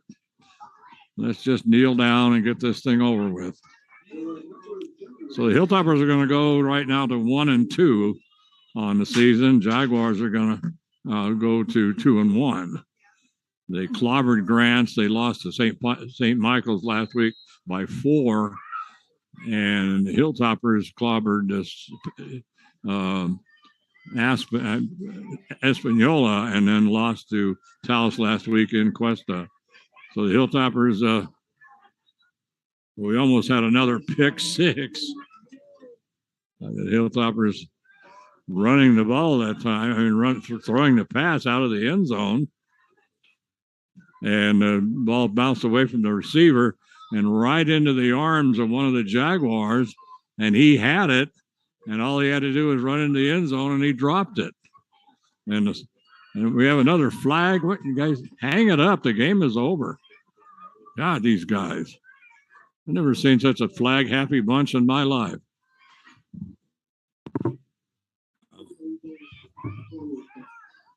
So, I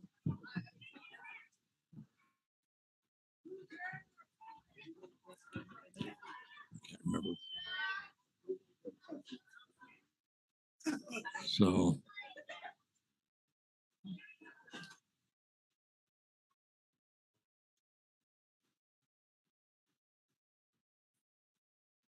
I think that was illegal touching, I think was the call. But I'm not sure what all that was about. And I don't know what the Hilltoppers are doing. Just kneel down and get this thing over with. Well, they're going to hand it off. Nico Garcia around the right side, and he's going to pick up about 20 yards, and that is going to end the ball game. So the final score, 42-14, as the Hilltoppers go down to the Jaguars. And like I say, runs their record to 1-2. Jaguars go to 2-1. Next week, the Hilltoppers volleyball team and soccer teams are out of town at tournaments out of town. And so the Hilltopper only action going on really for us is going to be next Saturday afternoon, a week from tomorrow. And they will take on St. Michael's in Santa Fe. That ball game, I believe, at 1:30, and we will be there to bring you that ball game. So that's going to wrap us up here, and this is 42-14, the final score, as the Hilltoppers had a lot of opportunities, but weren't able to take advantage. So 42-14, and this is Gene Mortensen. So for Mike Mays and for John McHale and for Charlene, all of our crew, I want to thank our sponsors for their support. Los Alamos High School Athletics. I want to thank Carol Clark for making all this possible. And I also want to say happy birthday to Diego Baca from Aspen School, 7 years old today. So happy birthday, Diego. And that's going to do it for us. So have a great weekend, everybody. Make an even better weekend. All you got to do is put a little love in your heart. Don't forget to hug that penguin, but the most important thing you can always do is just be excellent to each other. And night-night, sweetie pie. I love you, honey. Miss you a lot, but I sure do love you. Bye-bye, everybody.